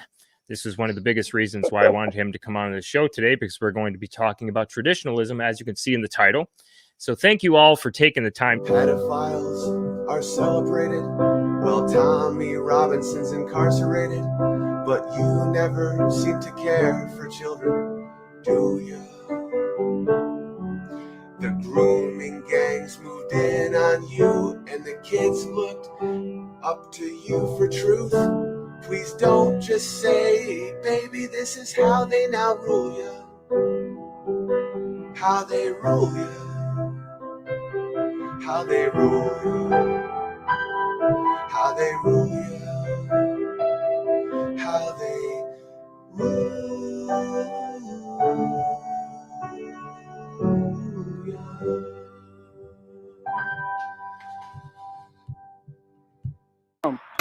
Joe Rogan was your alpha. Your brother was your alpha. Steven Crowder was your alpha. You just a boy looking for a father. Your dad a bitch and you the son of a whore.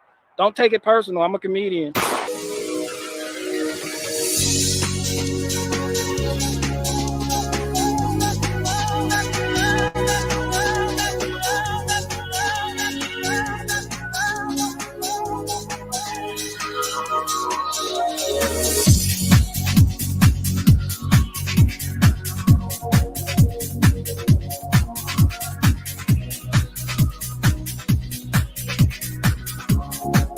There's something a little gay about it, but not really.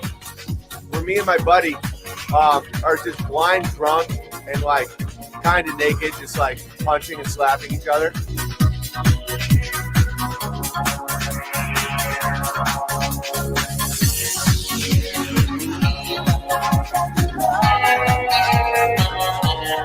Goals isn't coming. It's here. You need to decide which side you're on. The liberals and conservative side or the left's? Your future depends on it. I'm Owen Benjamin for Prager University. Thank you for watching this video. To help keep PragerU videos free, please consider making a tax-deductible donation. You know, this racism and anti-Semitism, all the things that people talk about, like one group of people, it's based in, you know, mostly genetic. Some is social, but mostly genetic, right? It's some social training, but he has that in him. That's part of what he has in him, like the self-hatred that he has, right? Like is fully evident here. But we'll come back to this. Blood. It's like magic blood. And then they find out I have some of the magic blood in me. And they're like, oh, but you kind of get it. I'm like, I want nothing to do with this. You guys sound fucking like insane. You know? And so that's why it can't last, because That was a part there when he said, I have some of the when I have some of the magic blood in me, right?